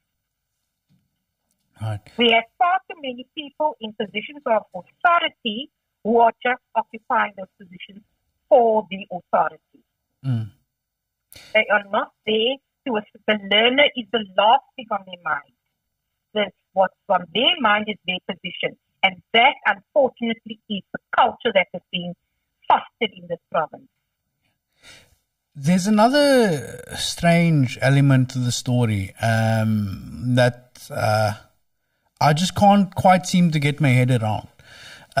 It seems that there's an allegation that crime intelligence was surveying Wesley Newman. Do you know anything about this? I only know what I was told by Mr. Newman. Okay. I don't know anything about it. Are you prepared to indulge in hearsay in terms of? Well, actually, let me rather not go there. Besides saying that Wesley Newman alleges that crime intelligence was following him, and that I am told that he did make certain people aware of this, and to some extent he did verify this. No, he informed me about it, but I mean, there was nothing that I could do because I wasn't aware of it. I wasn't informed of it, other than by Mr. Newman. I had no clue that this was happening. Only what he told me. So then there's a groundswell of support for Wesley Newman within the community, and people can see with their own eyes that any disciplining of him is completely unjustified. The Western Cape Education Department then make him a deal, and they say that you can either he can take a demotion, or they will see this process through, which would see him dismissed. Were you aware of this as the circuit manager, and what's your account of this? Look, I left at the end of 2020, and the hearing only concluded in 2021. And so I was out of the system when the ultimate decision was made. But if one is talking about the demotion, to me it once again just reflects on a weak organization, because now what you are actually saying is, listen, principal, you deal with Mr. Newman. We at head office or at the district office, we don't want to deal with Mr. Newman. Do you understand what I'm saying? Because the head of department answers to a principal. The principal answers to the district office and to head office. So if we take him out of that position and put him here at the bottom, he becomes a problem for the principal. And when they're saying that, and the second thing about the demotion, to me, that's an admission that he had done something wrong. Mm-hmm. In my book, Mr. Newman hadn't done anything wrong, or let me put it this way, something that could have been resolved with a decent conversation or meeting. Yes. You know? And don't tell me that my door is open, he can come to speak to me. When someone, if you feel somebody has transgressed, you don't expect the transgressor to come to you. You go to the transgressor. That never happened. Officials from head office visited Heathfield High for the very first time this year, in 2023. 3 years after 2020. And these are the people who are actually, supposed to be in control of what is happening in the schools or know what is happening in the schools. But you have a hands-off approach when there are issues, burning issues at Heathfield High, and yes, there are burning issues at Heathfield High. But for the district, head office officials only to visit the schools for the first time in 3 years, knowing what had happened over the last 3 years, that to me is an indictment. Because when there's an issue at Westerford, everybody knows about it and they are very supportive. When there's an issue at Fishhook about diversity, the whole world knows about it and everybody must go and support. When there's a hair issue at St. Susie, when there's a matric issue look what happened at Brackenfell. Yes. When it was a matric issue, the MEC was there. The Premier was there. He's still right. Only he's still right. Yeah. You know? So it angers me and that this is allowed to be perpetuated. Continuously. So then always. Wesley Newman is then dismissed from as principal of Heathfield High School is dismissed. He goes to something called the ELRC. How does that body function, and is it objective? The ELRC is supposed to be objective, and when I read the findings of the commissioner, the 22-page findings, 51 pages, I felt, all right, he's going to overturn the dismissal. On the last page, he upholds the dismissal. And one of the issues that I have about this whole, the ELRC as well as the WCD's role in this, and maybe I'm wrong, and I'm going to put my hand up if I'm wrong. One of the issues that I had was that there was a request from the WCD for an extension of submission of the I don't know what they have to submit. Yeah, their papers and answering affidavits and such like. Yeah. There we go. Yeah. They requested, it was due the Friday morning, they requested an extension. It was Wesley's prerogative, or Wesley's attorney prerogative, to accept or decline the request. And he declined. He said he was ready and he had made his submission. Up to today, we don't know if the Western Cape Education Department submitted on that particular day. Because when I read the findings, it was more about it was more in favor of Mr. Newman.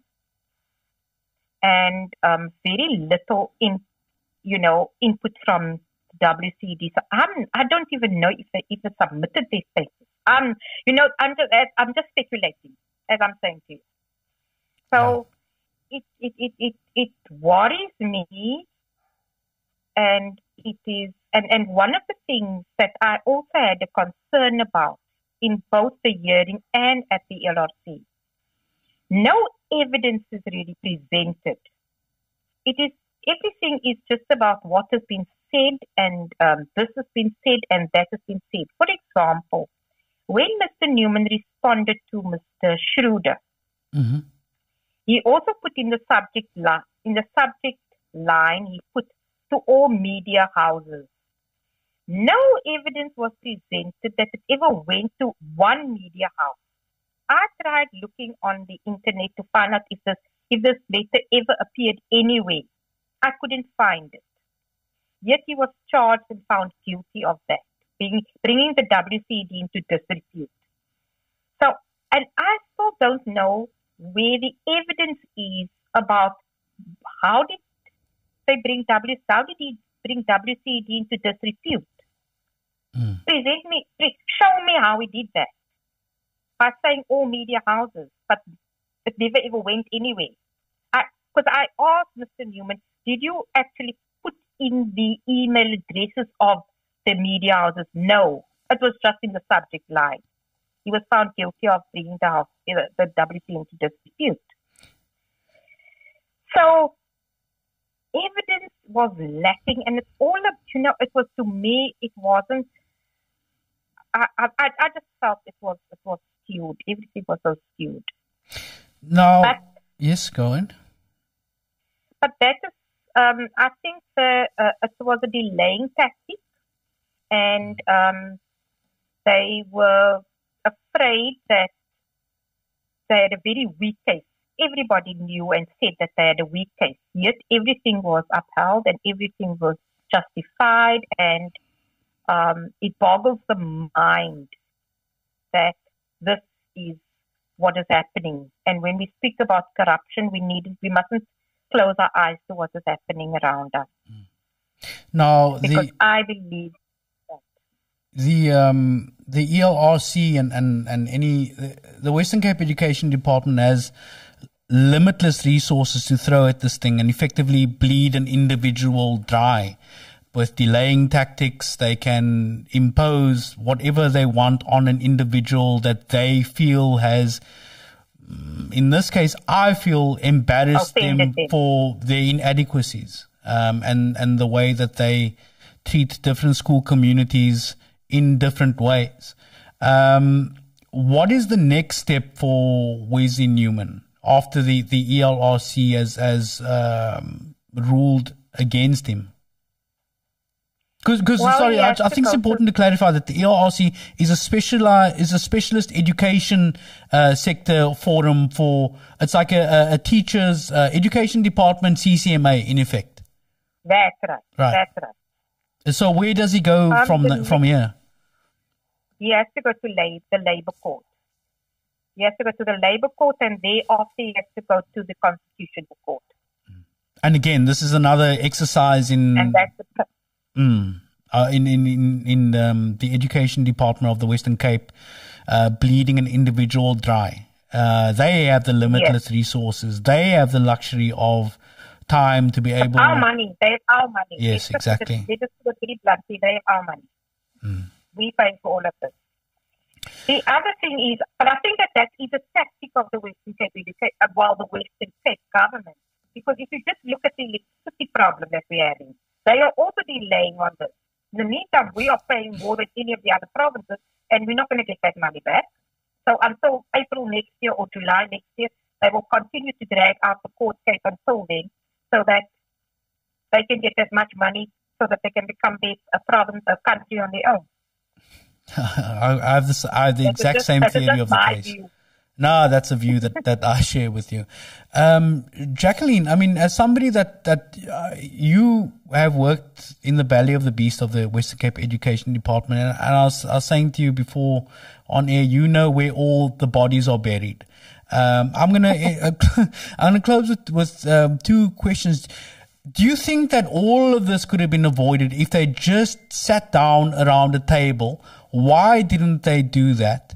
And what do you think the fixes are to prevent this kind of thing from happening, as it does happen to many other principals, mainly in under-resourced schools in the Western Cape? How can we fix the situation? How could we have avoided this Wesley Newman situation? It could have been avoided if the people had just pocketed egos, pocketed their pride, and sat around the table and had a conversation and come to some kind of understanding. To me, this was the harshest punishment that anyone could foist on at the time, a 36-year-old in the prime of his life. Yeah. And it's almost as though, to me, this is going to be the death of education, where we are supposed to be teaching our children to be critical thinkers. We're supposed to be teaching the next generation to question, to understand, to develop, to think out of the box. But the very people who are supposed to be teaching them are kept in a box, told not to think, just do what we tell you to do. And this, unfortunately, is the route that education is going in the Western Cape. And the unions are not playing their part. And I'll say that categorically. Yes, I completely forgot about this issue with the South African Democratic Teachers Union. Let me try and find this intervention from, or rather non-intervention of the South African Democratic Teachers Union, SADTU. It's the most lily-livered, cowardly non-intervention that I've probably ever seen from a union. Who's supposed to be from the working class. Let me just send this to Nantel so that he can put it on the screen, and just let me know when you're ready to. The unions are supposed to work for workers, and the way that the SADTU has just chucked Wesley Newman under a bus, under a couple of buses, it's actually shameful. The other one, the one that I just sent you now, it's that one, and it says this dated 2nd of October. That's today. To Comrade Wesley Newman. Now, with comrades like this, I don't think you need enemies. To Comrade Wesley Newman. Union support on your prevailing Labour court challenge. Dear comrade, they might as well have put comrade in inverted commas.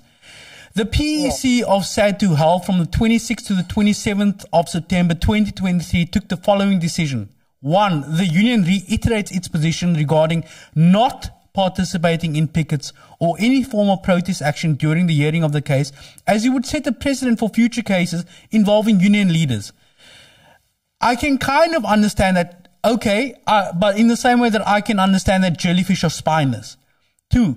The union will not be giving any financial support for the case, as your choice was not to consider it for both the discipline hearing and the dispute hearing.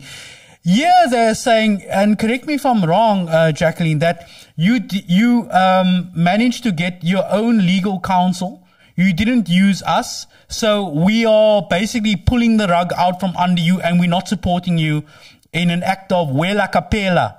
Just op your ace now. Am I interpreting that correct? Right. Yes. Okay. Yes. And when Sactus speaks about representation, you are represented not by.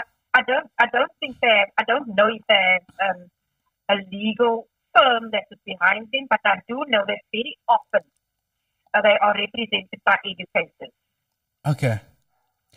Number 4.3, the union will not join in your application. And number 4, the union will attend future meetings of the progressive forces dealing with your case. It was discussed with the General Secretary of SADTU, who agreed with the decision of the PEC.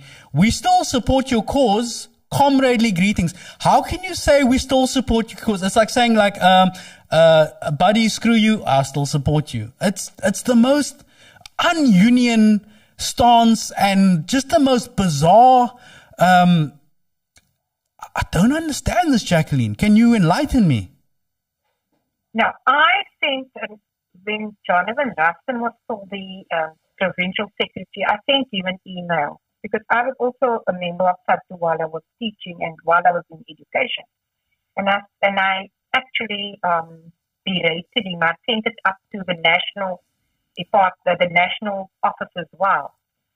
And he then wanted a meeting with me, which we had, and his only request of me is to retract the letter and to apologize. Because I said that they work hand in glove with the WCD, and they never challenge. They always compromise.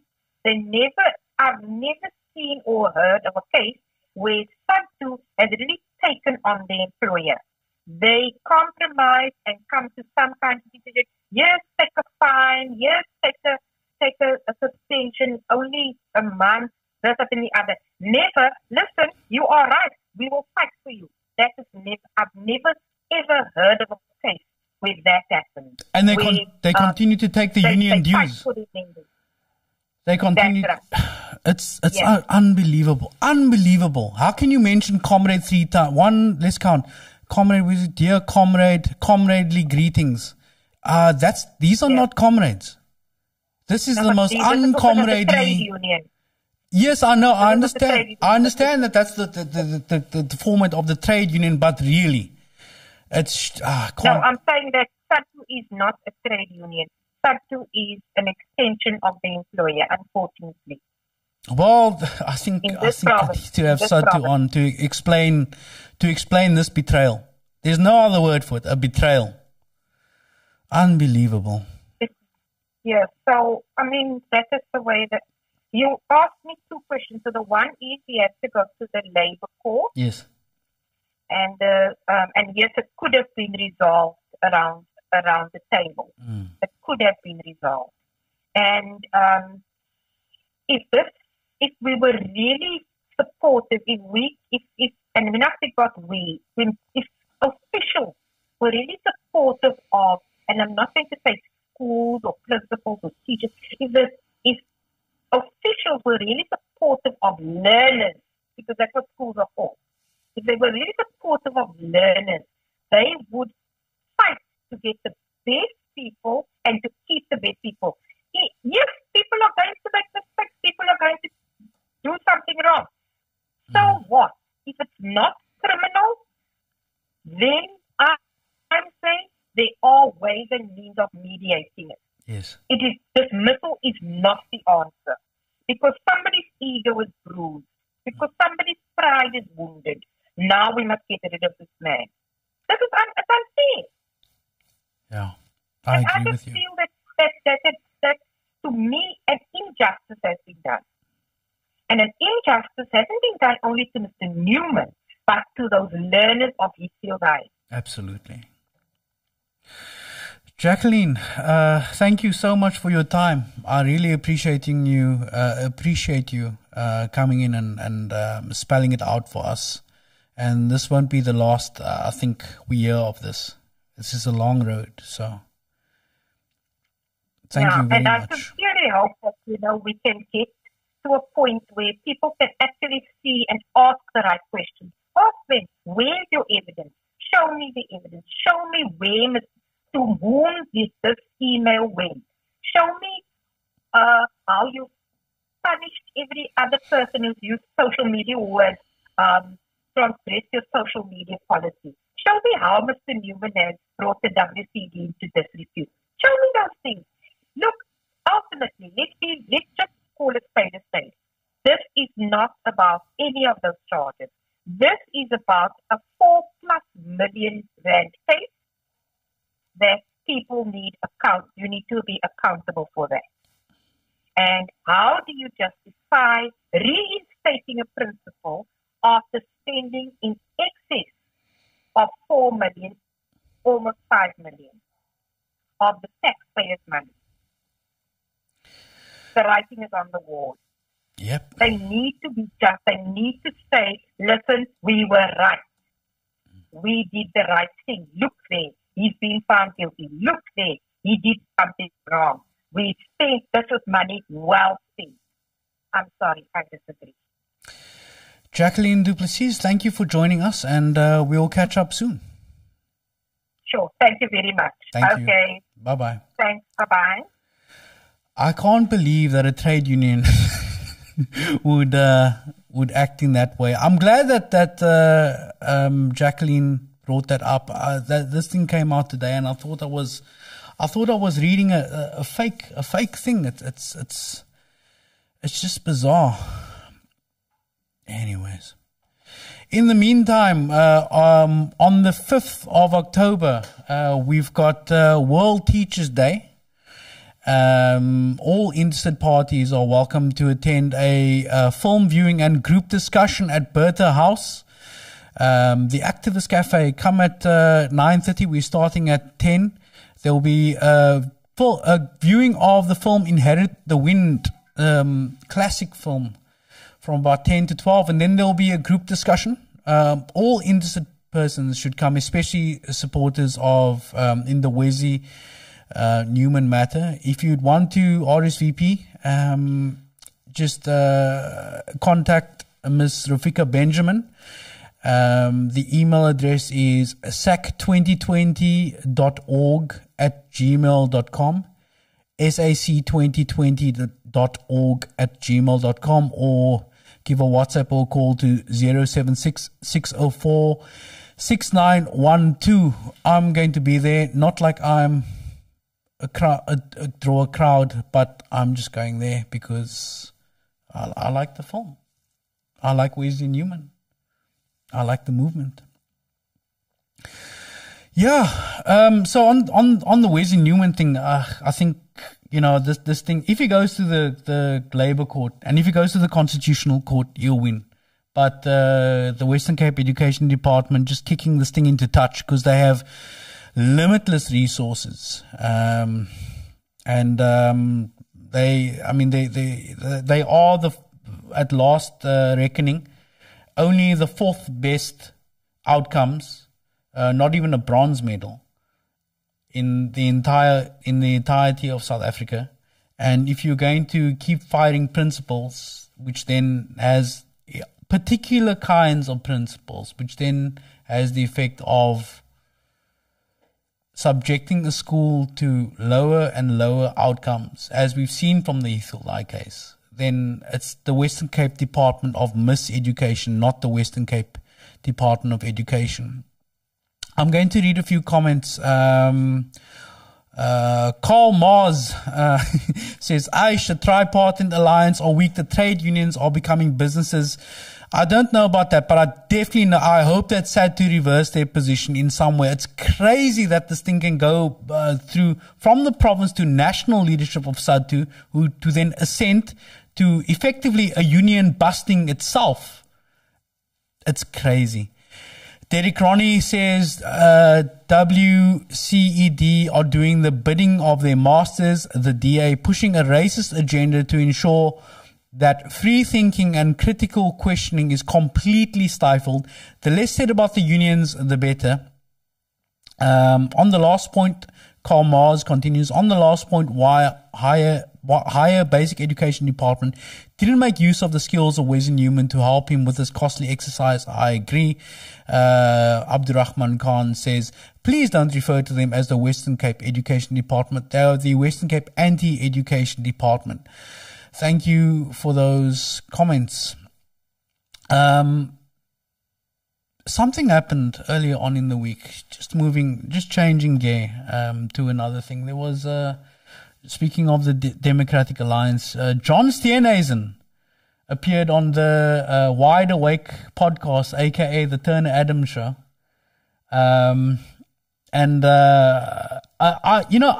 It's something. I think that if I was advising John Steenhuisen, I would say you need to stay away from the podcasts, or come on the Roscoe Palm Show. One of those two things, because whenever he does appear on podcasts, he just the guy just can't help embarrassing himself and his entire party. When he went on Mac G. Spoke about his wife. He spoke about his ex-wife. Is referred to as roadkill, and he laughed about it. Shouldn't have. Then he goes on Turner Adams, Wide Awake podcast, and he. See what he did there. Yeah, but look, Turner Adams is on that thing a lot, so it's a Turner Adams show. Sorry, no disrespect meant to Wide Awake podcast and Joshua. He's doing great work, fellow Cape Townian, good stuff. But John. I don't know. Yeah, it's Zimbabwe. Is it? Okay, well, and you see, but he's not those kinds of Zimbabweans that people are scared of. So He you know, he actually mentioned it on his podcast. He doesn't get the same negative. Oh, you see, because some people see that and say, "Oh no, you're not Zimbabwean, you're Rhodesian." Okay, but he's aware of it at least. At least, yeah, and he's doing good work. Everything that he does is very compelling. But this is my favorite clip of all time from the Wide Awake podcast. Ladies and gentlemen, let me present to you John Steenhuisen versus maths. And I just want to do a test, right? Because if you do become president, I want to know for me, right? I don't care about anyone else. I want to know for me if you're going to be competent as president, right? Sure. So I'm gonna call this the Zuma test. Okay. We all know that iconic clip of Zuma. I mean, I think it's happened several times, but him trying to read numbers. Yes. So give me a number and I'm happy to read it. So on the screen is a number. 1. Okay. Pass that one with flying colors. Yeah. Pause it. Let's see it. Right. So I'm going to leave that up. I mean, yeah, it's they are 1, 2, 3, 4, 5, 6, 7. They're 8 figures there. That you can see. So I think let's let our viewers test themselves and see if they can see that number. No, holding nothing against you. If you can't, that's fine. You didn't expect a numeracy test today, but just have a look at that number just for about 5 seconds. See if you can pick it up. Okay, let's keep rolling. Oh, Where's the decimal? There's no decimals. Decimal. That is It's just one long number. 5,963,4,558. I think it's 59,634,558. Go back to when. And then this one. Go back to when John Steenhuisen, after he says the wrong number, looks really proud of himself and looks at Josh almost like he's expecting some kind of. 5,963,4,558. Pause it. I think it's 59 million. At that point, I want to see the look on. 558. Okay. And then this one. Anyways, try. There was this thing going around where Jacob Zuma said he was reading a number of a speech. Usually, when you're reading numbers of a speech, when you're reading numbers, the numbers are written out in words so that you don't end up in situations like this.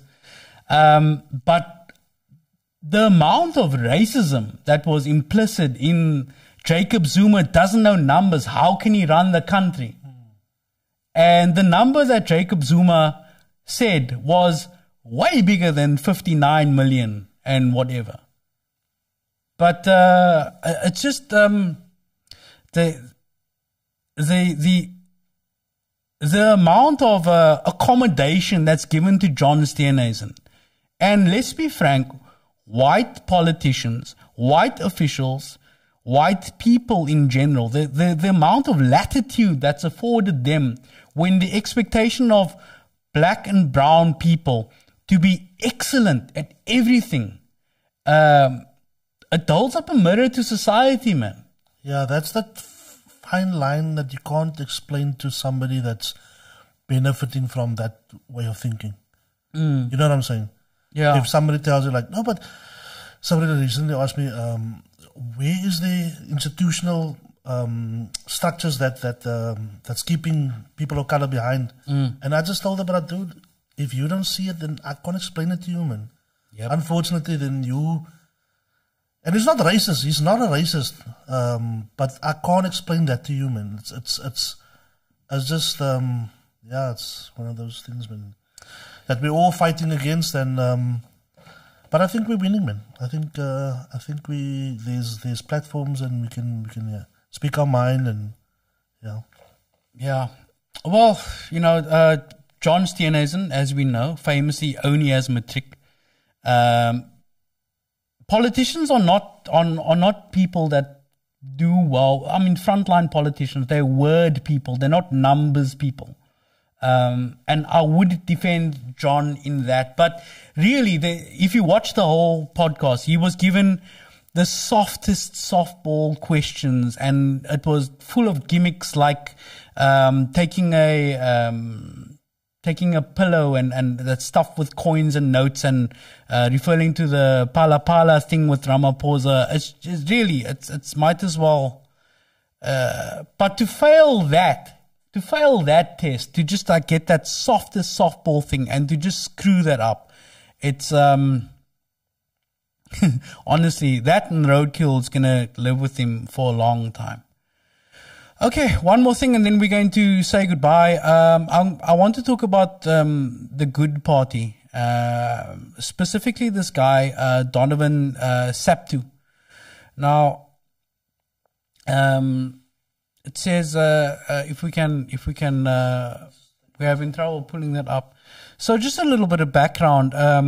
The Good Party revoked one of their councillors' membership or party memberships amid allegations of financial irregularities. So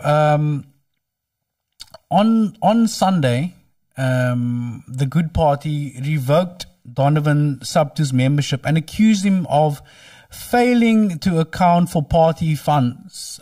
Just last week, Saptu had fired a blistering missive to the party's national leadership calling for the suspension of Secretary General, or rather, Secretary General Brett Herron on grounds of misconduct. Now, the party's national chairperson said that Saptu had failed to account for 162,000 rand of party funds. The article continues, in July 2023, Good participated in 3 by-elections in George. Saptu was the campaign manager. A post-election audit of the by-election financial records revealed that 162,000 rand of the campaign budget was not accounted for.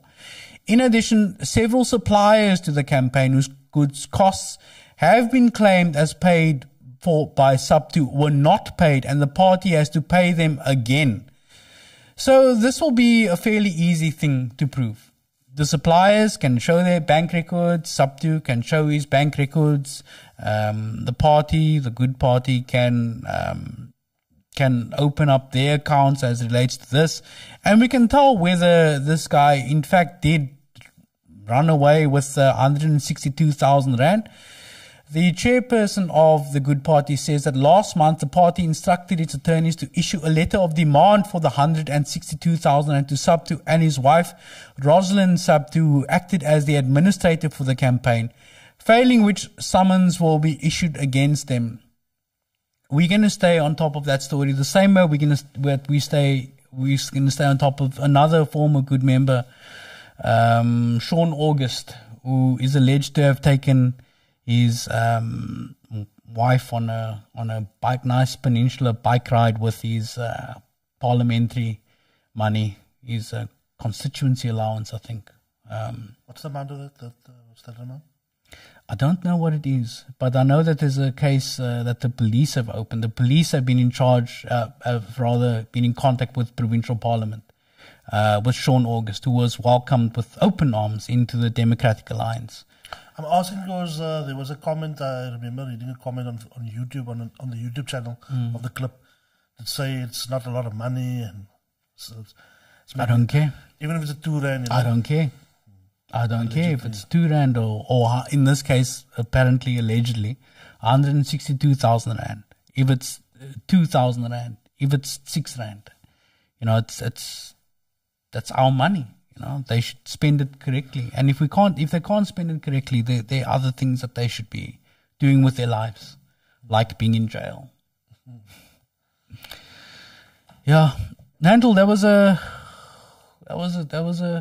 was a different kind of show. It was nice. It's nice to break away from the norm and just use the telephones, and it gives that nice effect, late night radio type of thing.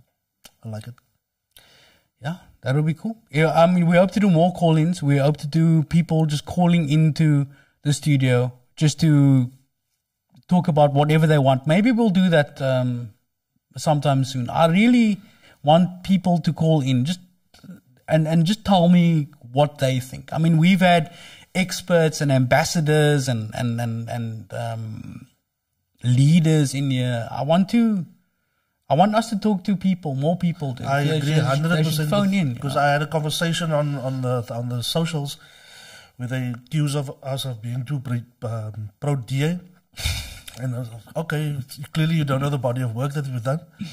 But and I'm stressed. We open the comment section for a reason. We read it out during the live, and we encourage people to comment if there's a clip afterwards. You know, Yeah. because that's where we will hear what the people think.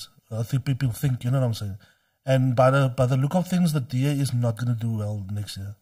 It's an open question. If you're gonna check, if you go by the comment section, our comment section is not gonna look good. It's easy to comment. It's hard. It's harder to turn comments into votes. The comment section is good and well, but you find that most of those people generally don't vote, or they, then that's the thing. Because who are they going to vote for? Yeah, but I enjoy giving other people a platform to voice their opinion. It's nice to hear other people's opinion and not just stuck in your own echo chamber, you know? Yeah.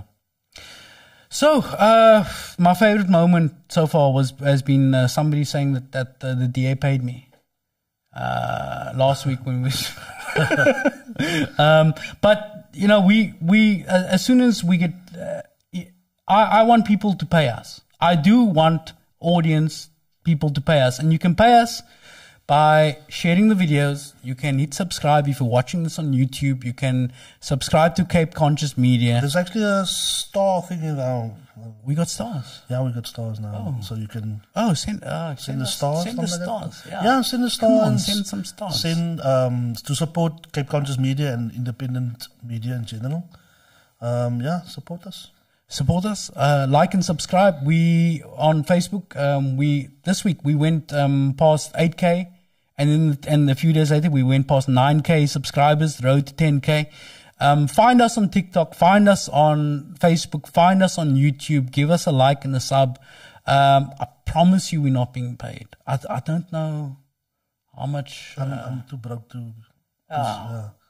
This is the purest we're ever going to be, actually. And I enjoy this. I enjoy this.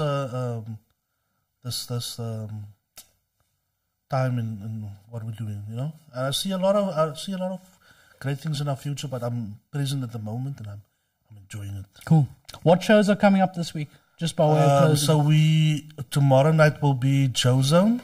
I'm not gonna let the cat out of the bag with that one. It's a very interesting conversation he's having with a extremely interesting person.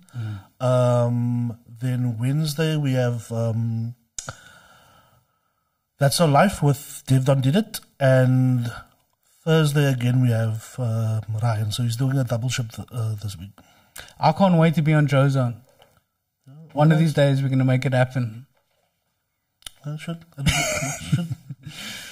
Thank you so much for watching. I'm always taken aback that anybody's watching. I can see people are watching. And thank you for contributing. And I'm going to hopefully see you next Monday. Thanks, Nandel. All good, man. We are out.